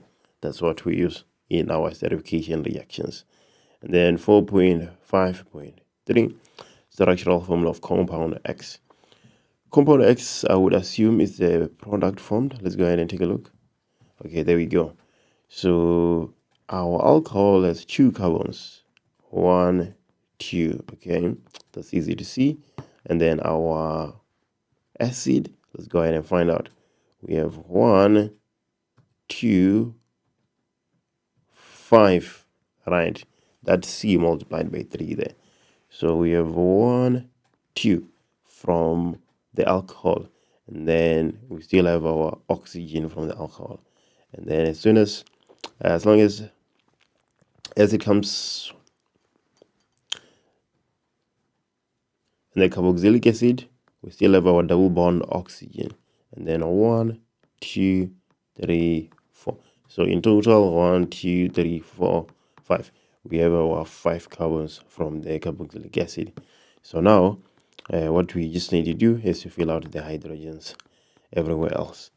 I hope we're looking for the structure of the product and not the entire reaction, right? So there we go. Yes, maybe we should just do the reaction, the entire reaction, so that you can see where it is coming from, right? Maybe we should do the entire thing so that you can see where it is coming from. But this is the answer. This is our product. This is compound X, right?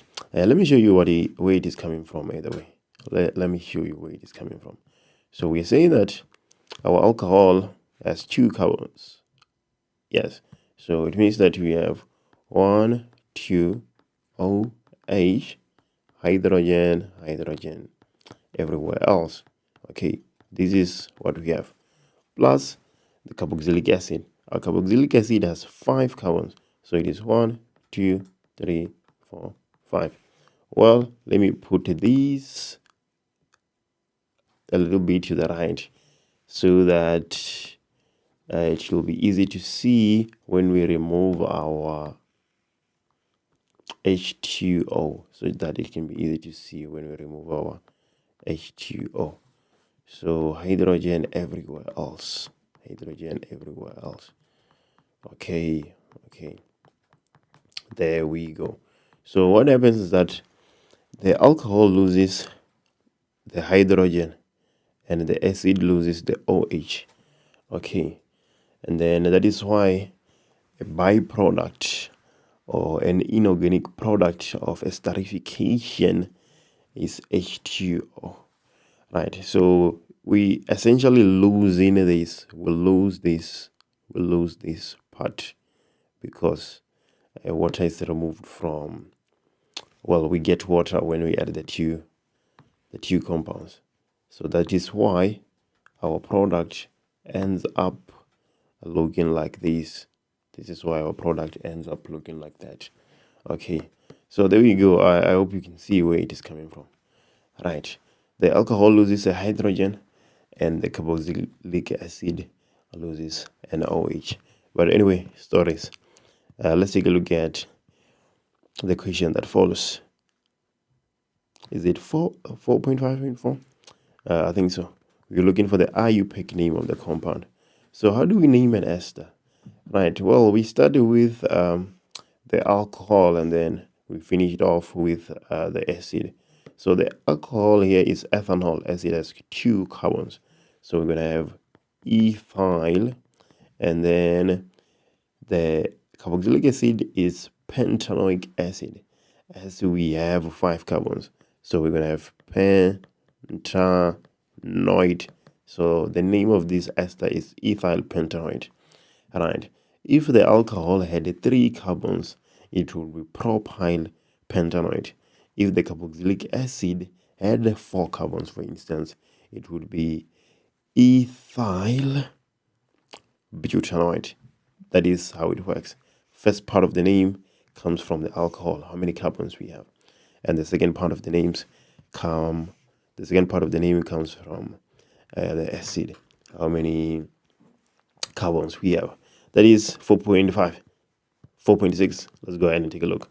So 4.6, reaction F takes place in the presence of warm concentrated sodium hydroxide.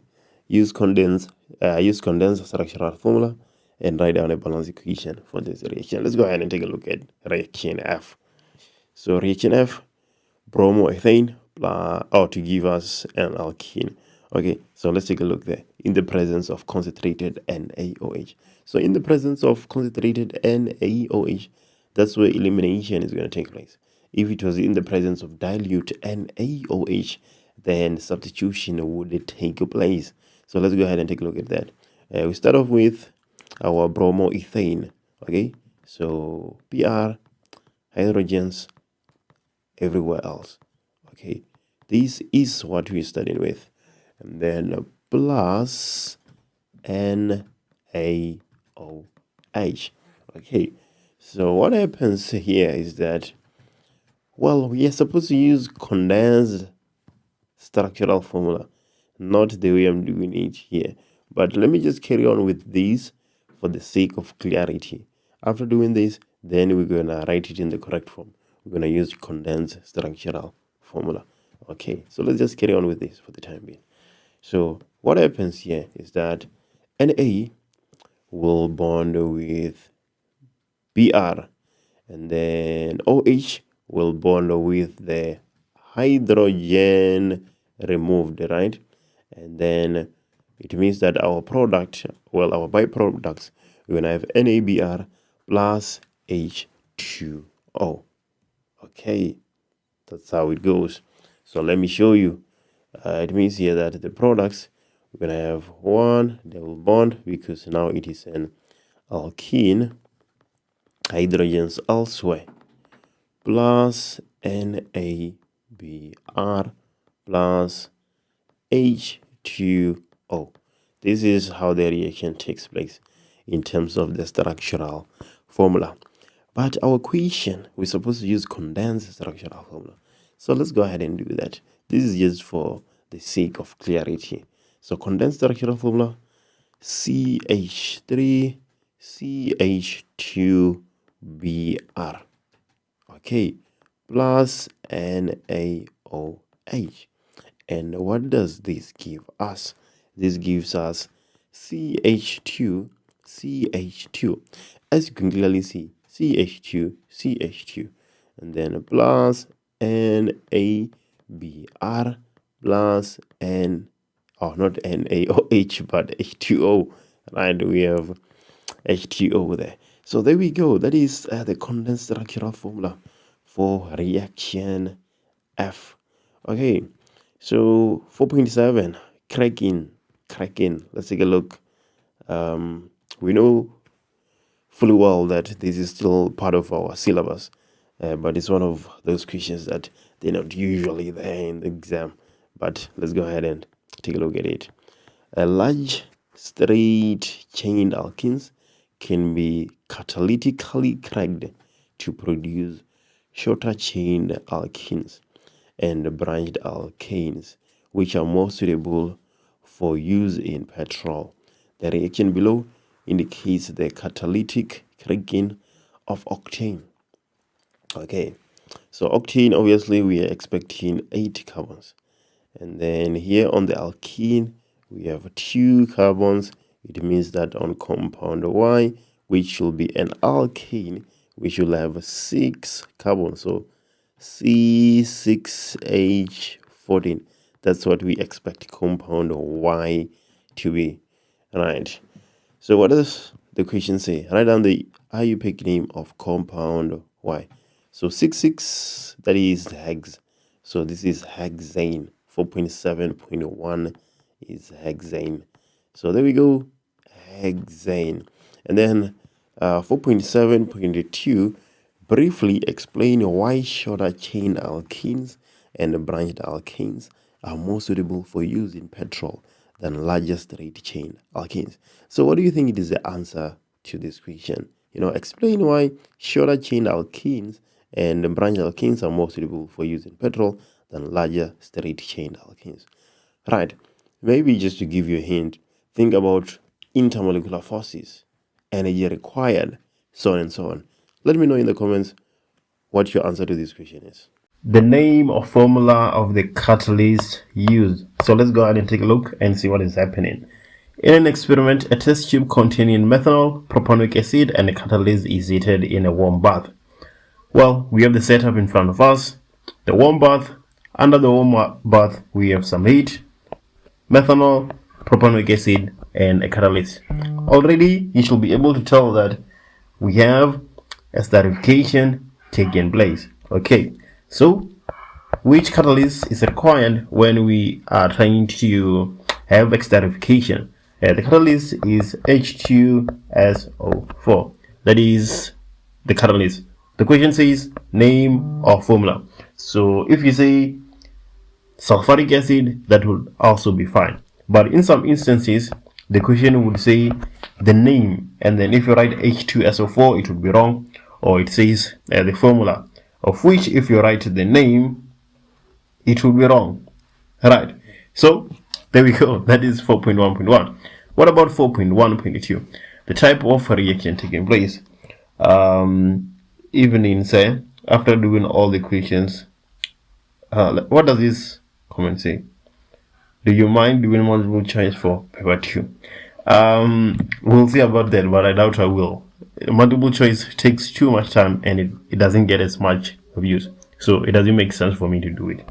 The type of reaction taking place is esterification. So esterification, there we go. That is 4.1.2. And then 4.1.3, 2 reasons why the use of a water bath is preferred in this experiment over direct heat. One of the reasons is because alcohol is extremely flammable, right? So there we go. That is one reason. Alcohol is flammable. So if you put it on heat, if you put it directly on heat, then it's gonna burn, and that's not what we want. So that is one reason why we use a water bath over putting the reactions on heat themselves. So what is the other reason? I would like you guys to tell me. So please leave a comment and tell me which other reason you can think of. Well, in class, during the course of the year, at the beginning of the year, we actually performed this experiment, and we lost patience at some point of time because it was taking too long, and we put the test tube directly on heat, on the fire that was burning. Yeah, because we were using a sort of a Bunsen burner. I forgot the technical name of the apparatus we were using, and then we experienced some issues. Well, almost all the contents evaporated from the test tube, so we were not actually able to smell the contents, or because after an esterification you take a smell and then there's some things that you write, so on and so on. So we're not able to do that because we lost patience and put the test tube over the fire. But let me know, which other reason can you think of? That is 4.1.3. Let's do 4.1.4. The balance equation for this reaction using structural formula. So we have methanol plus propanolic acid. So let's go ahead and take a look. Methanol, so alcohol with 1 carbon. Okay, that is methanol. Plus propanolic acid, acid with 3 carbons. So we're gonna have, let's take a look. Carbon, well, we're supposed to have OH here, and let's see. Oh, we need more space. Let me start with the H instead. H, O, carbon double bond oxygen, right? And then let's 3 carbons and not 2 because it's prop. So hydrogen, and we need another hydrogen here. 1, 2, 3, 4. Okay, so this hydrogen, that carbon is fine, and then this will give us an ester. So what's gonna happen? The alcohol loses the hydrogen and the acid loses the OH. As a result, we're gonna have carbon, oxygen, and then now carbon.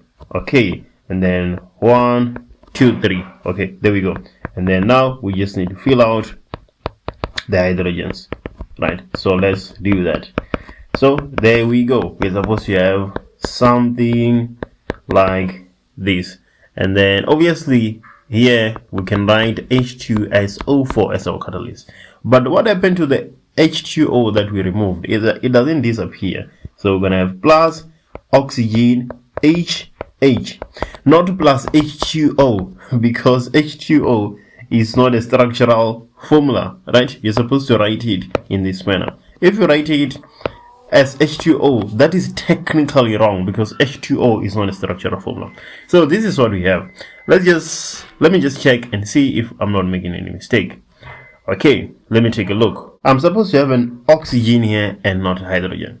1, 2, 3, 4, 5. Okay, another mistake. Hydrogen. I've removed that hydrogen. It's all going well now. I think I have everything covered now. So that is 4.1.4. I hope you didn't make those mistakes that I was making there. The IUPAC name of the organic product for this reaction. The organic product is the ester and not the H2O.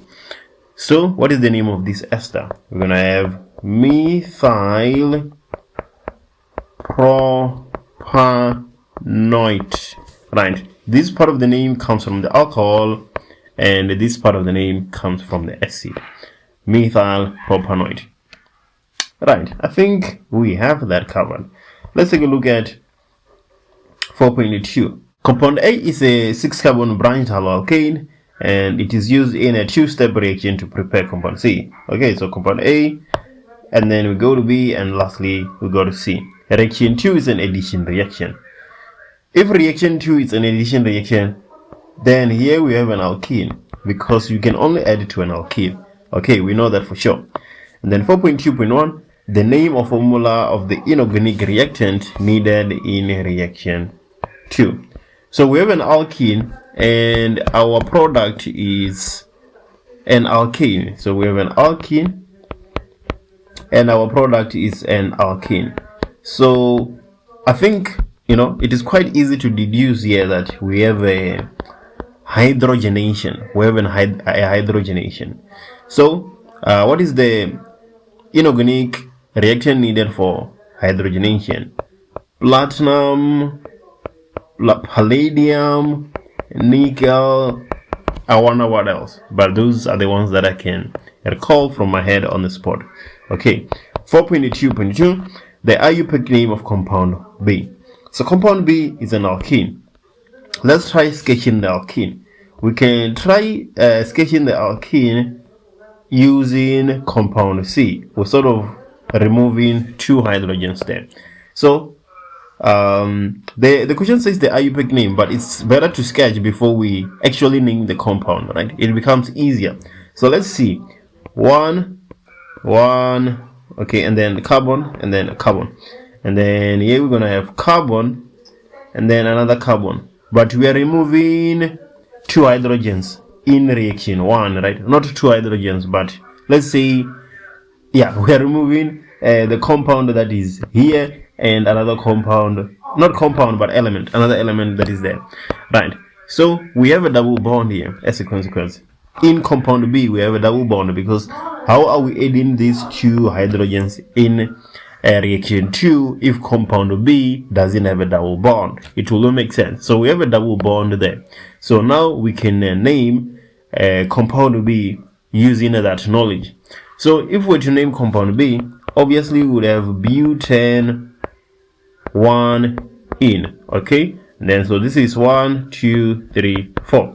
So on the 3rd carbon we have 2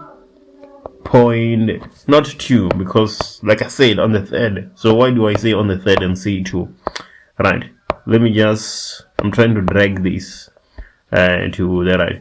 So I'm gonna have 2.2 dash dimethyl butane 1 in. So let me hide the structure and try drawing it and see if I'm going to end up with the same thing. So butane, so 1, 2, 3, 4. 1 in, double bond. 2.2 dimethyl. So 2 is here. So carbon, carbon. Is that what we have? Is that what we're dealing with? That is not quite what we are dealing with. Because if I reveal that structure, let me do that. I have, okay, the carbons are on the third. So this is 3.3 and not 2.2. Right.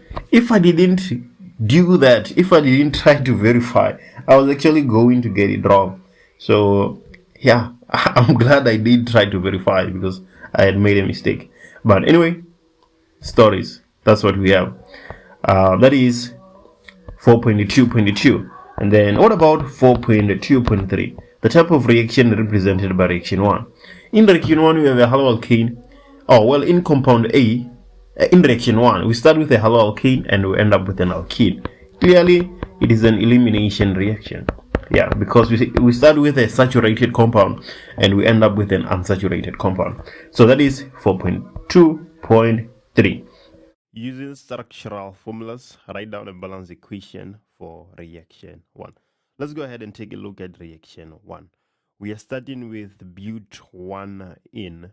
We are adding a hydrogen and a halogen to get some product X. Well, in our previous videos, I've made it very clear. If a reaction starts with an alkene, it is an addition reaction. Without looking at any other thing, if it starts with an alkene, it is an addition reaction. No questions asked. What are we adding in this reaction? We're adding a hydrogen and a halogen. Well, let's start and see what we're going to have. We are starting with but1 in. So that is 1, 2, 3, 4. And on the first carbon, we have a double bond. So now it's just a matter of filling out the hydrogens. Let's go ahead and do that and see where we end up. Right, there we go. We have but1 in. Let's make sure that we have the correct number of hydrogens. On this carbon, we have 1, 2, 3, 4 bonds. So that is okay. On the second carbon, we have 1, 2, 3, 4. So it seems like everything checks out. So what are we adding? We add in a hydrogen and a halogen. The name of this addition reaction would be hydrohalogenation. The name of an addition reaction comes from what you are adding. Well, let's go ahead and have our products. It is easy to see that this double bond is going to break to accommodate the hydrogen and the halogen. But where is the hydrogen going to go? Where is the halogen going to go? The hydrogen is going to go to the carbon with the most number of hydrogens already. If you look at our situation, this first carbon here has 2 hydrogens and the second one has 1 hydrogen. So the hydrogen is going to go to the carbon with the most number of hydrogens. That is Markovnikov's law. So let's go ahead and have our product now. We're saying that our hydrogen is going to go to the first carbon as it has the highest number of carbons compared to the other carbon that it can possibly occupy. Yeah, so from this reaction, this is our major product. Our minor product is when the halogen is on the first carbon. That is 4.1 marks. Let's go ahead and do 4.2. Write down the name of the type of reaction that occurs when but1 in is converted to compound X. We already know that if a reaction starts with an alkene, we have an addition reaction. Quite an easy question to answer. 4.3. Write the structural formula and IUPAC name of the secondary alcohol Y that forms. So we've but1 in, and through some reaction 3, our product is a secondary alcohol. Well, it is starting with an alkene, so we know that it is an addition reaction. Which addition reaction leads to an alcohol hydration, right? Also given that it is a secondary alcohol, but we would also be able to get to a conclusion that the alcohol that is formed is secondary. But anyway, let's go ahead and have our alcohol. 1, 2, 3, 4. On the second carbon, we have OH. Yeah, that is wrong. It's not supposed to be like that. We're supposed to have a dash here to show that OH is not one thing. It is an oxygen bonded to a hydrogen. If you are writing the structural formula, you need to put that bond there. Well, everywhere else we have hydrogens. So we can just go ahead and put that there. Again, our product is a secondary alcohol because of the Markovnikov's law. Let's go ahead and name this alcohol. How many carbons? 1, 2, 3, 4. Which side are we numbering from? From the right, because our OH is going to be on the second carbon. But if we start numbering from the left, it is going to be on the third carbon. Well, it means that our IUPAC name will be butane-2-ol, right? The functional group is on the second carbon. That is 4.3. Let's do 4.4. Name the type of substitution reaction that occurs when compound X is converted to the secondary alcohol Y. So there is only one substitution reaction that can give you an alcohol. It is hydrolysis. There is no other substitution reaction that leads to the formation of an alcohol. So without thinking very hard, we know that the answer is hydrolysis there. If your alcohol is formed through a substitution reaction, it is hydrolysis. If it is formed through an addition reaction, it is hydration. Yes, 4.5, 4.5.1. Butane can be converted directly to the secondary alcohol without the formation of the intermediate product X with the help of a catalyst. 4.5.1. Except butane, write the name of the reactant needed for this reaction. Well, a reaction that takes us from butane to the secondary alcohol, it is an addition reaction. But they don't want to say now in 4.5.1 because it is equation in 4.2. So if they tell you what it is, then you can actually say, oh, okay, it means that the answer to 4.2 is addition. What do you need to add to butane in order to have an alcohol as your product? You need to add H2O, but they say the name. So if you write H2O, it is wrong because H2O is not the name. The name is water, right? That is another trick to the question, because if you write H2O, I'm telling you, your answer is wrong. You need to write water. And 4.52, write down 4.5.2, write down the formula of the catalyst that can be used. If you write sulfuric acid, your answer is wrong. The question says formula, so you're supposed to write H2SO4 and 4.5.3. Name the type of reaction that will occur during this direct conversion. It's 2 marks for one question because the same question is getting asked in 4.2. The type of reaction that will occur is addition. Which letter represents an alkene, right? So what we want to do here is to have a functional group of an alkene, right? So we know that in an alkene, we have a double bond, right?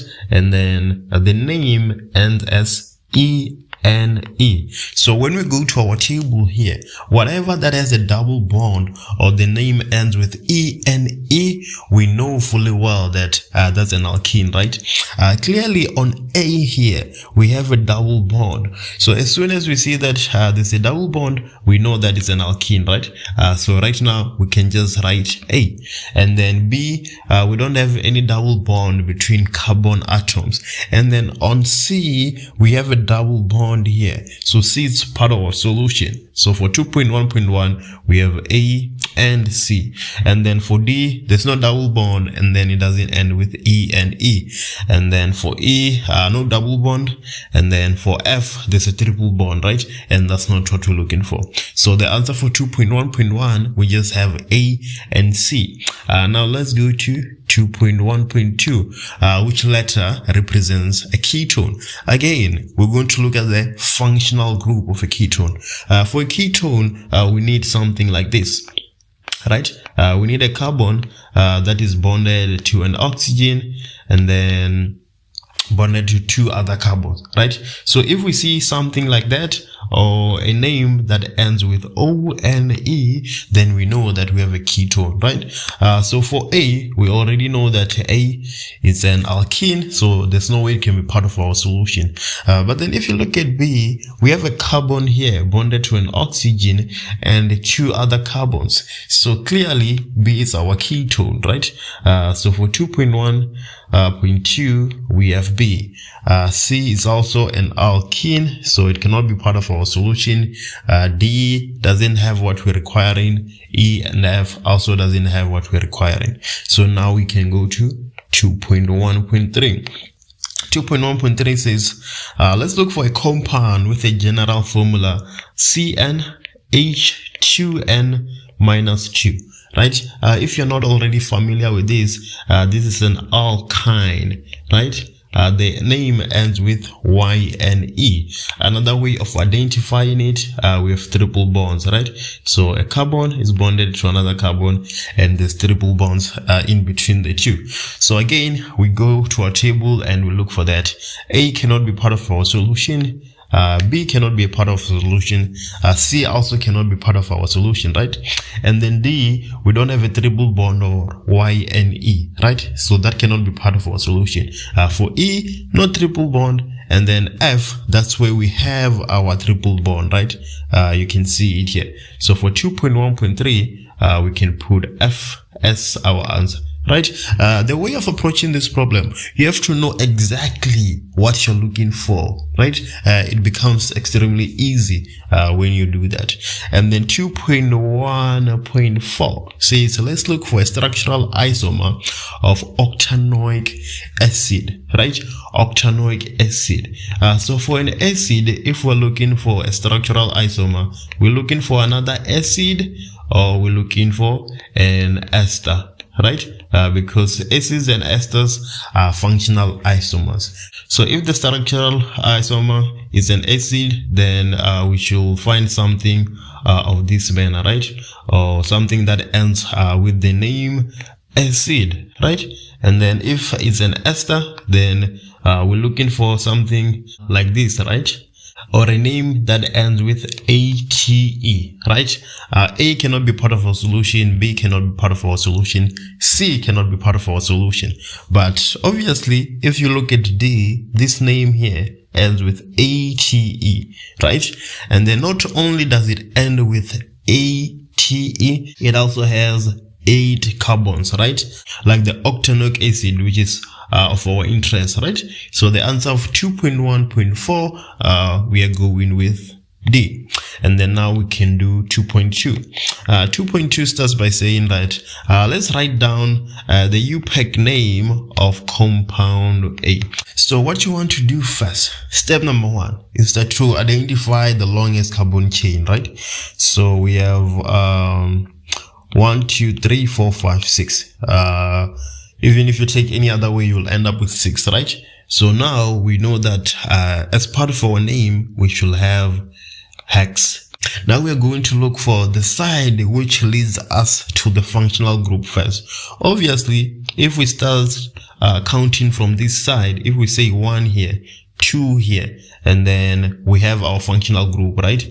So it will say hex 2 in, right? But then if you start on the other side, you'll say 1, 2, 3, 4, and then it will be on carbon number 4, right? So we prioritize the side that leads us to the functional group first. So we have hex 2 in, right? Now we can look for the branches. So let's name our carbons first. So that is carbon number 1, carbon number 2, carbon number 3, carbon number 4, carbon number 5, and carbon number 6, right? On carbon number 4, we have a branch. We have one carbon, right? And then on carbon number 5, we also have a branch. So now we can say 4,5 dash. We don't say methyl, right? Because we have 2. Instead of saying methyl, we say dimethyl. 4,5 dash methyl, right? And between words, there's no need to put a dash. Now we can go and do 2.2.2. We need the UPEC name of compound E. So let's go look at compound E. Let's look for the longest carbon chain. So if we say this is 1, 2, 3, 4, 5, 6, 7, and then if we take this way and we keep going forward, we get 6, right? So we can conclude that the longest carbon chain has 7 carbons. So what is 7? We know fully well that 7 is hept, right? So we have hept.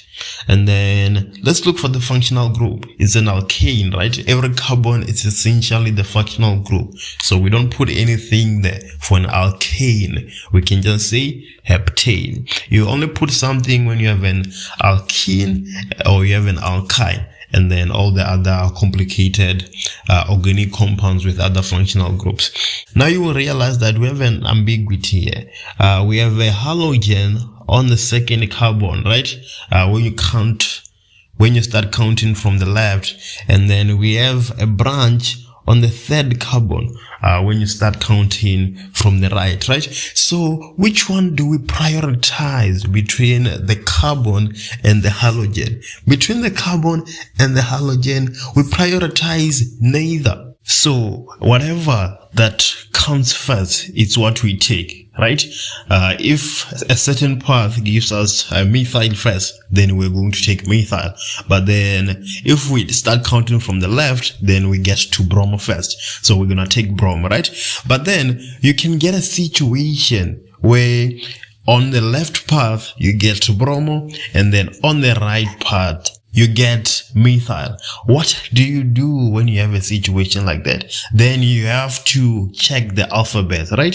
You have bromo and methyl. So you would take bromo because alphabetically wise, bromo comes first. But then now, because bromo is on the second carbon from the left, and then the methyl is on the third carbon from the right, you just take bromo automatically.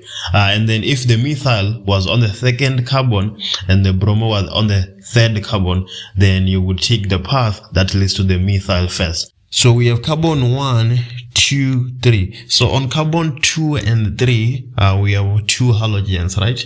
So we're going to have 2,3 dash dibromo, right? Because we have 2.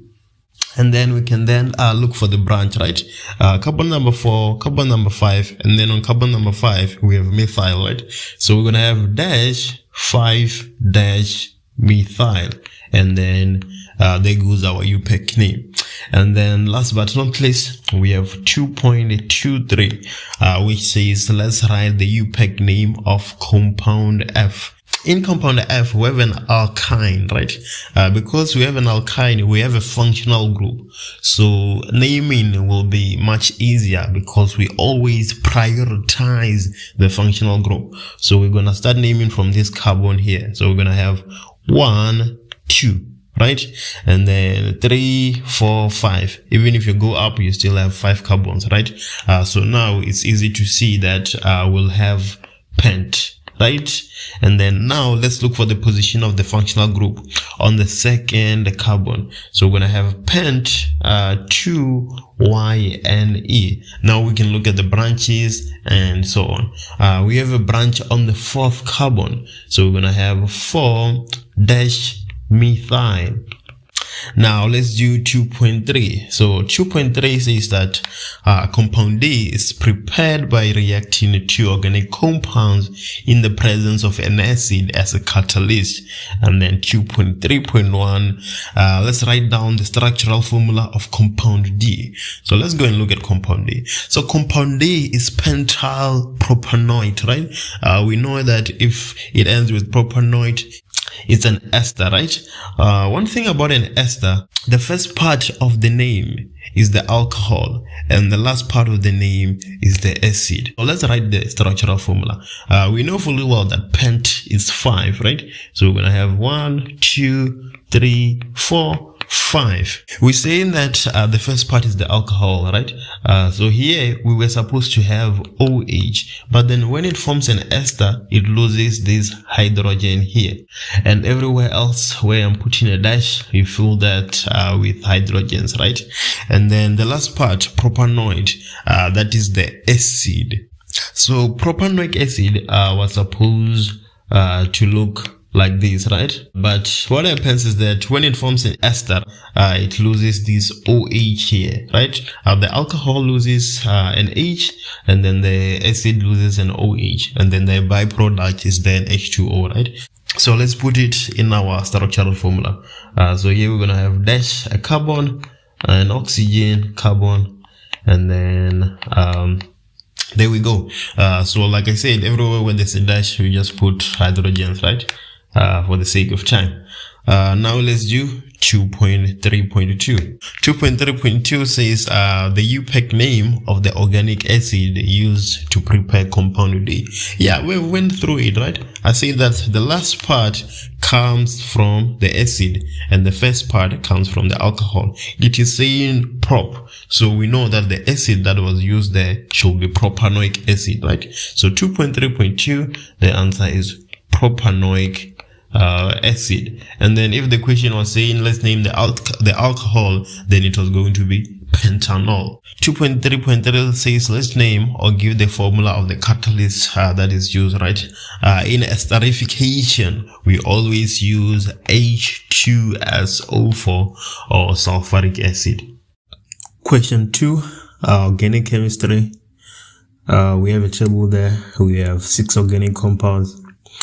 And then 2.1.1 it says write down the letters that represents the following. 2.1.1 says a ketone. So A is an acid, B is an aldehyde, C is an alkane, D it's a haloalkane, and then E is an alcohol, and then F is the ketone. Why am I saying F is the ketone? I'm saying that because of the functional group. Let me do something real quick so that I can show you what I'm talking about. So here's the functional group here. This is the functional group for ketone. So as soon as I see that, I know that I have a ketone. So that is F. We have 2.1.2. 2.1.2 says 2 compounds that are functional isomers. Functional isomer. A ketone is a functional isomer of an aldehyde, and then a ester is a functional isomer of carboxylic acid, right? These are the only 2 functional isomers we have. So the only ketone we have is F. It has 1, 2, 3, 4, 5. It has 5. It has 5 carbons. Let's look and see if we have an aldehyde that has 5 carbons.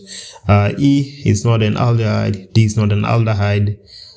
C is not an aldehyde. B is an aldehyde, and it says pentanol. You know that it says meth, eth, prop, bute, pent, right? So it has 5 carbons. So the functional 2 compounds that are functional isomers is B and F. It's aldehyde and ketone. Let's move ahead. 2.1.3. 2.1.3 says write down the letter that represent a hydrocarbon. That's a alkane, an alkene, or an alkyne. For this question, the only hydrocarbon we have is number C, which is which has 10 carbons and 22 hydrogens. Let's move ahead. 2.2 says for compound D. Let's look at compound D. There it is there. I just put some brackets over it to highlight it. It says write down the homologous series to which it belongs. We know that it's a haloalkane, like we've already said. So we're just gonna go ahead and write that down. Why are we saying it's a haloalkane? It's a hydrocarbon that has a halogen, or in this case it has halogens because it has two bromine. There we go. That was 2.2.1. Let's move ahead to 2.2.2. 2.2.2 says write down the UPEG name of compound D. So we're going to calculate the carbons. So we have 1, 2, 3, 4, 5, 6, 7. We have these 2 here on the outside, and then 8, right? So as soon as we get 8, we know that that is going to be oct. So we have oct, and then it's a haloalkane, so it's just going to be octane. And then now we look for where the halogens are positioned. If we count from the right hand side, it's 1, 2, 3, and then if we count from the left hand side, is 1, 2, 3, 4. So the closest path to a halogen is from the right hand side. So we're going to have 3 comma, and then the other position for the other halogen. So that's 1, 2, 3, 4, 5. So it's 3 comma 5 dash dibromo octane, 3.5 dibromo octane. There we have it. Let's move ahead. 2.3. 2.3.1. 2.3.1 says consider compound F. Compound F is a ketone. It's a ketone. Then 2.3.1 says write down the UPEG name of its positional isomer. Okay, so positional isomer, same molecular formula, but different position of the functional group. So we have 1, 2, 3, 4, 5 carbons, and then the functional group is on this second carbon from the right. If we for an element to be a ketone, the oxygen double bond should be sandwiched by carbons, right? So we cannot put an oxygen here. It becomes an aldehyde. It's no longer a ketone. But then if we come and we put it on this carbon here, then it's going to be the same name, because we'll start naming from this side, so it will still remain what it is. So we are supposed to put it in the carbon in the middle. It will have a different position of the isomer, that's different UPEG name, but it's still a ketone that has the same molecular formula. So that's how we draw it. So we no longer have these. The oxygen double bond is there, and then you can fill out the rest of the carbons. So now the name becomes 1, 2, 3, 4, 5. That is pent, right? Pentan. And then 1, 2, 3. 1, 2, 3. If you count from any way, from the left or from the right, you get to the oxygen double bond after you've moved past 2 carbon. So that is pentan 3 on. And then that's it. That's how you name the positional isomer of compound F.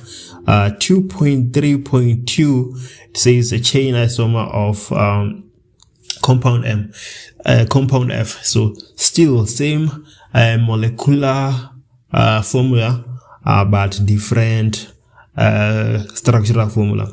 So again, let's go back to the basics. We have 1, 2, 3, 4, 5. And then we know that the oxygen double bond should be sandwiched between 2 carbons. So let's say it's still here. If you take this carbon here and then you put it here, that's virtually impossible because the carbon can only support 4 bonds.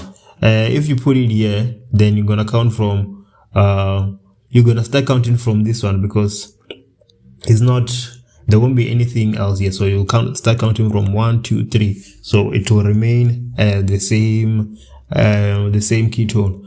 But then if you don't do that and you take this carbon here and then you put it here, you're thus going to get a different chain, a different name, but still the same molecular formula.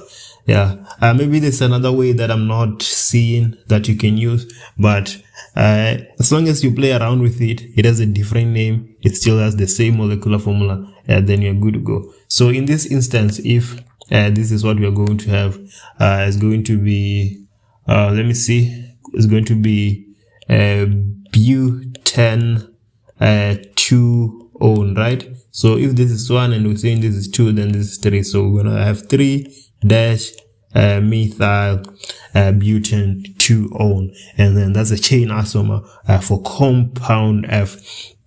2.4 2.4.1 says during the reaction of compound A with compound E. Compound A is an acid, right? And then compound E is alcohol. There we go. And then you know that when you mix an acid and an alcohol in the presence of an acid catalyst, you're going to get esterification. So let's see.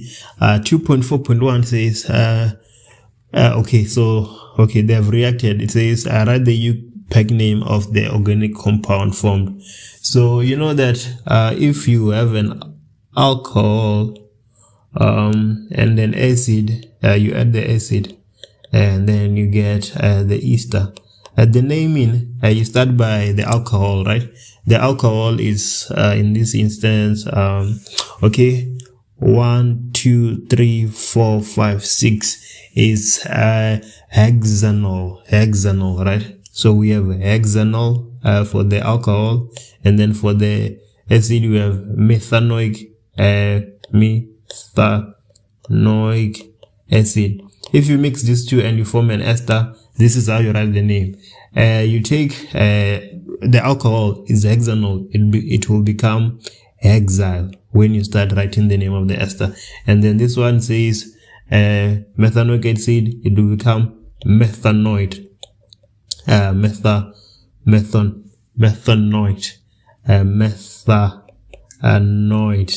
The spelling is just confusing me there for a second, but then okay, it's not really visible.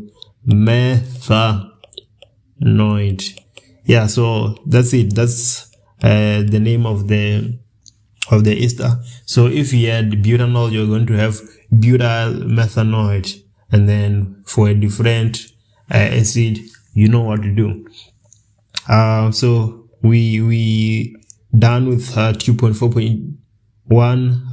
Okay, 2.4.2 says the structural formula of its functional group. That's the functional group of ester. So you have a double bond, and then you have an oxygen here, you have a carbon, and then it can be bonded to something there. This is the functional group. There's really no trick. There's no formula. It's just the functional group of an ester. Yeah. But if you pay attention to detail, you can see that this part will come from the alcohol, and then this part will come from the acid. But other than that, just straightforward. 2.5.1 compound C, 10 carbons, 12 hydrogens, reacts at high temperatures and pressure to form a 3-carbon alkene. 3-carbon alkene, so that's propyl.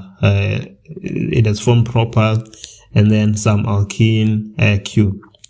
And then the first question is write down the type of reaction that takes place. this is cracking. You can see that is this big compound, and then now it has cracked to P and Q. It's cracking, or you can even write elimination. This is also acceptable. Then 2.5.2 says molecular formula of compound Q. Okay, so we start with 10 carbons, and then we have 22 hydrogens, right? And then we have a 3 carbon alkene. So that's 3 carbons is an alkene. So this is supposed to be H of 2N, N is 3 in this instance, so that will give us 6. So what's left? 10 carbons, and then we subtract 3 carbons. We're left with 7 carbons, and then 22 hydrogens, and then we subtract 6 hydrogen. We're left with 16. So that is CnH2n plus 2. So this is so this is the question says we should write the molecular formula. So this is the molecular formula. This is the molecular formula we're looking for. And then 2.5.3 structural formula of compound P. We already know that compound P is propyl. So C.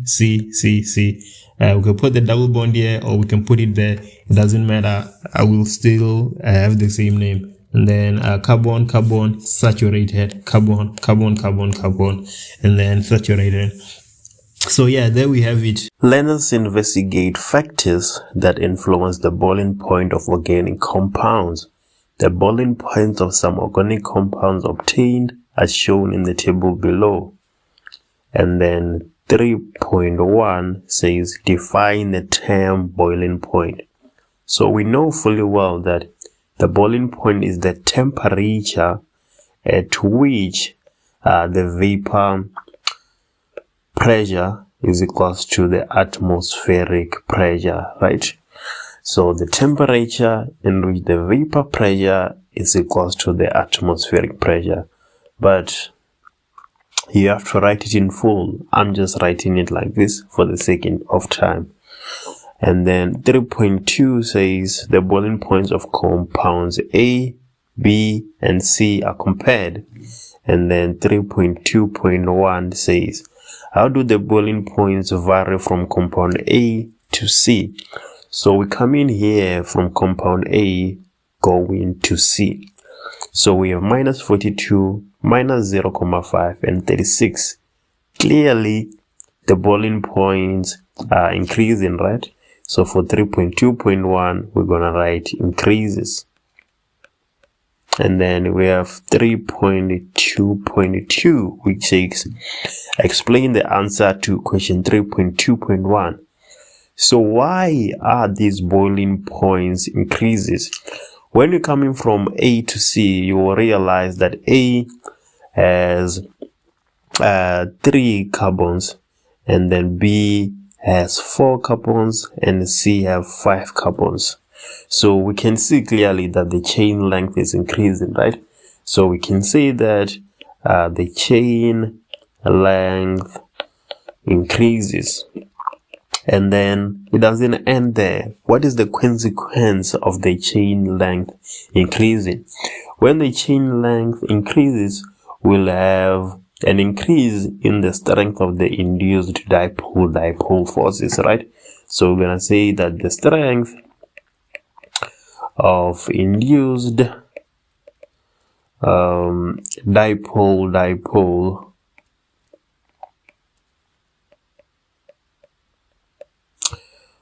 forces goes up, and then in conclusion, more energy will be required to overcome the forces.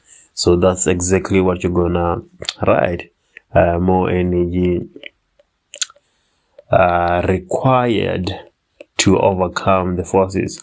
I'm just gonna leave it like this for the sake of time, but you have to write it in full when you sit for your exam. And then 3.3 says the boiling points of compounds B, C, and D are compared. Is this a fair comparison? So let's go look at B. Here's B, which is butane, C, which is pentane, and D, which is methylbutane. And then, is this a fair comparison? If we look at the molar mass of B is 58, the molar mass of C is 72, and the molar mass of D is 72. So no, I don't think this is a fair comparison. And then obviously they're gonna ask us why, because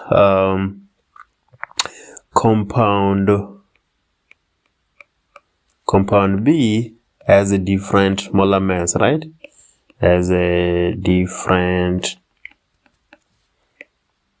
molar mass, because when we investigating, when we are doing these experiments in chemistry, we are only supposed to be changing the independent variable, right? We're not supposed to change the control, which we need the molecular mass to be. So if we were comparing only C and D, then that would be fine because they have the same molecular mass. Or if we were comparing A and F, but then as for B, it has a different molar mass, so it's not a fair comparison. So we have 3.4, which says the boiling points of compounds E and F are compared. So let's just erase this and look at E and F. So here's E, which is ethanol, and F, which is ethanol. And then 3.4.1 says state the independent variable for this comparison. So the dependent is what we're looking for, right? In this instance, it will be the boiling point. And now the control is what's kept the same, which is the molecular mass, right? We have 46 and 44. They're not really kept the same, but then they're pretty much close to each other. And then what we are changing here is the functional group, right? You can see that here we have ethanol, and here we have ethanol, alcohol, and an aldehyde. So the independent variable we can say is the functional group. You can even say is the homologous series, and it will still be fine. And then this is 3.4.1, my bad. And now we have 3.4.2, which says write down the name of the strongest van der Waals force present in compound F. So in compound F, the strongest is dipole forces. This question is more of content knowledge than solving any problem. And then 3.5 says which compound D or E has a higher vapor pressure. So the higher the VP, the lower the BP. BP being the boiling point, right? So compound D, which is methylbutane, has a boiling point of 28, and then compound E has a boiling point of 78. So the higher the VP, the lower the BP. Compound D has a lower boiling point compared to compound E. So we're gonna say D has the higher vapor pressure. As a consequence, they say give a reason. So the reason is what we just talked about. The higher the vapor pressure, the lower the boiling point. Clearly, methylbutane has a lower boiling point. As a result, it has a higher vapor pressure. If a compound has a higher vapor pressure, what does that say about the boiling point? What does that say about the melting point? Before we do that, let's do 3.1, which says let's define the term melting point. So melting point is the temperature at which the solid and liquid phase are at equilibrium, the temperature at which the solid and the liquid phase are at equilibrium. And then now 3.2 says, which one of C or D has the higher vapor pressure? Give a reason for your answer. So here we are given compounds and their melting point. So for you to be able to answer this question, you need to know the relationship between vapor pressure and melting point. So what is the relationship between the two? We know fully well that the higher the vapor pressure, the lower the boiling point. The same is true for melting point. The higher the vapor pressure, the lower the melting point. So between C or D, the one with the lower melting point has the higher pressure based on this relationship we're proposing. So which one between C or D has a lower melting point? It's clear to see that C has a lower melting point, right? At minus 16 degrees Celsius versus D, which has a melting point of 16.7. So our answer for 3.2, we would say C. And then why are we saying C? We are saying C because it has a lower melting point. We know fully well that the higher the vapor pressure, the lower the melting point. 3.3.1 says let's define the term structural isomer. So structural isomers are organic compounds that have the same molecular formula but different structural formula. The same molecular formula but different structural formula. Right? And then 3.3.2 says explain why B has a higher melting point than A. Refer to structure, intermolecular forces, and energy in your explanation. So A and B are structural isomers. They have the same molecular formula but different structural formula. So let's look at A. A is clearly branched, right? It says 2-methylhexane. So on the second carbon, we're supposed to have a branch. And then B just says heptane. So B is a straight alkane. That is the only difference between the two. And we're going to use that to explain our answer. So we are already told that B has a higher melting point. If B has a higher melting point, we will know consequently that it has a lower vapor pressure, right? Because the higher the vapor pressure, the lower the melting point. So here we have higher melting point, so we need lower vapor pressure. But why does it have lower vapor pressure but A doesn't have? So the difference between A and B is that B is less branched, right? As we are proposing, B is a straight alkane while A is a branched alkane. But then if it's less branched, then what will that mean? That will mean that we have stronger intermolecular forces. So we have strong IMF. Right? And then stronger intermolecular forces will mean that we need more energy to break bonds in compound B, right? So more energy are required to overcome IMF. Just to recap, we are comparing A and B. B has a higher melting point, so we know that it has lower vapor pressure. If it has lower vapor pressure, it has stronger IMF, and if it has stronger IMF, then it requires more energy to overcome the intermolecular forces, right? But then what's the difference between A and B? The only difference between A and B is that B is less branched. So this tells us that if you have two structural isomers, the one that is less branched will always have a higher melting point versus the one that is more branched. Now let's do 3.4. 3.4 says let's explain the difference in the boiling points of C and D, referring to the intermolecular forces and the energy in our explanations, right? Let's go back to the basics real quick here. So we know that compound C, right, is an alcohol, and then compound D is an acid, right? So because compound C and compound D are with an alcohol and an acid, we know fully well that they both possess hydrogen bonding, right? We know that they both have hydrogen bonding, right? So we can say that they both have hydrogen bonding. But then if they both have hydrogen bonding, then why do they have different melting points and consequently different boiling points? That is because compound D, right, which is our acid, has two sides of hydrogen bonding versus compound C that has only one side of hydrogen bonding.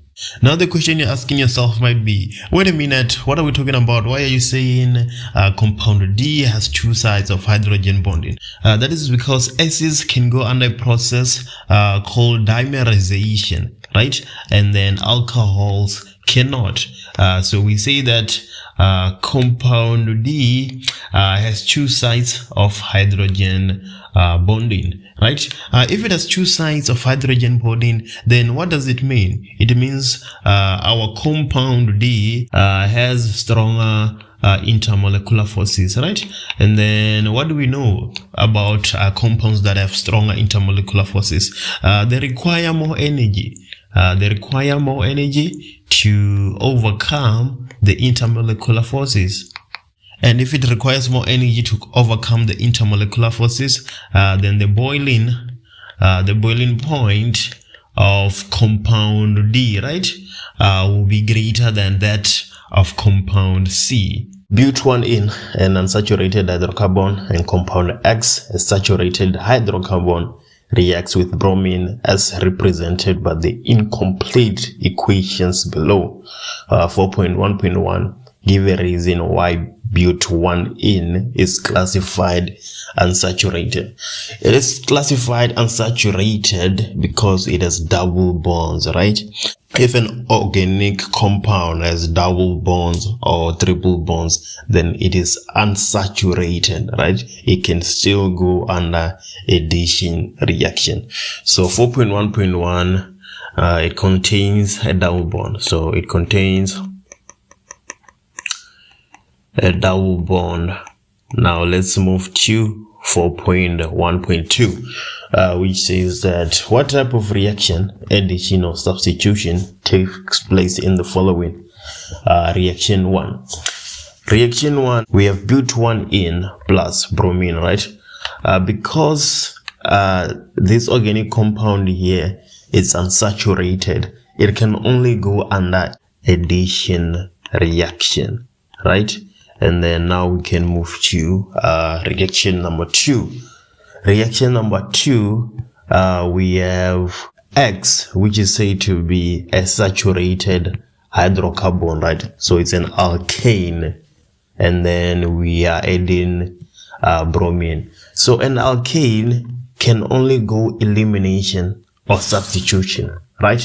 But then we are already told here that we have to choose between addition or substitution, right? So clearly our answer here will be substitution. So for B, we have substitution. 4.1.3, write down the reaction condition necessary for reaction 2 to take place. For reaction 2 to take place, we need heat, or we need sunlight. But from sunlight, we're still looking for heat from the sunlight, right? Or we need UV light. And then 4.1.4 says, write down the UPEC name of reactant X, right? Reactant X is a hydrocarbon, and when we substitute bromine, we get 2-bromobutane, right? It should be quite clear that the UPEC name of reactant X will be butane, right? A hydrocarbon. And then 4.1.5, write down the name or formula of product Y. Okay, so again, when we have a chemical equation, whatever that is on the left must be present in the right? It needs to be balanced. So we have butane, right?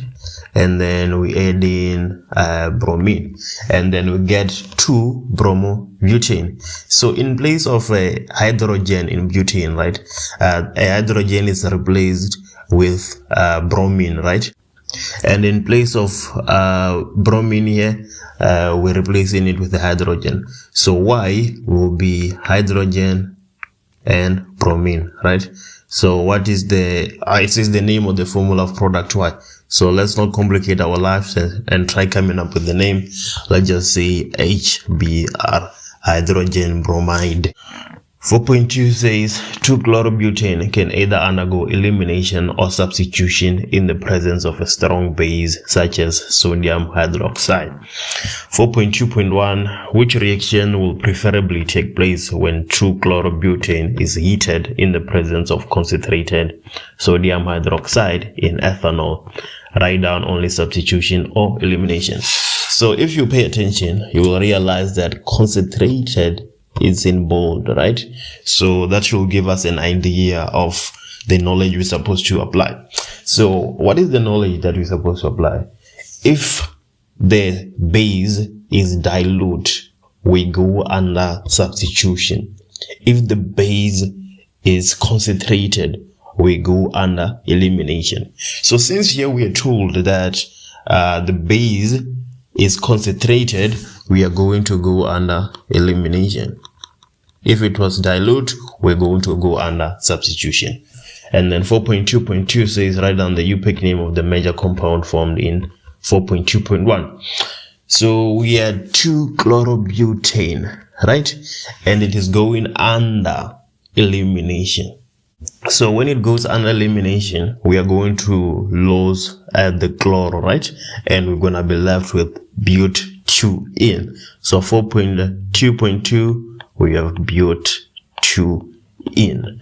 And then 4.2.3 says use the structural formulae to write down a balanced equation for the reaction that takes place when 2-chlorobutane reacts with a dilute sodium hydroxide solution. Now we're using a dilute base, right? And I've said that if we use a dilute base, we go under substitution, and if you use a concentrated base, we go under elimination. So let's write a structural formula for the substitution reaction that would take place. I will start by writing the structural formula of 2-chlorobutane, right? So we have 4 carbons, 1, 2, 3, and 4. And then on the second carbon, we have chloro. So let's have our Cl there. And everywhere else, we just have hydrogens, right? So let me just fill them in real quick, and then we move to the next step. So we're saying that we're using dilute sodium hydroxide solution, right? So let's have plus NaOH, right? And this is going to give us, now the substitution happens, right? How does it happen? This OH here is going to replace the halogen Cl, right? So if that happens, we're going to get 4 carbons again, and then in place of the Cl, we have OH, right? Instead of a haloalkane, we now have an alcohol, right? And then we have a hydrogen, and then there goes another hydrogen. And then plus, we know that in a chemical reaction, whatever you have on the left, you should have on the right, right? So we're going to have NaCl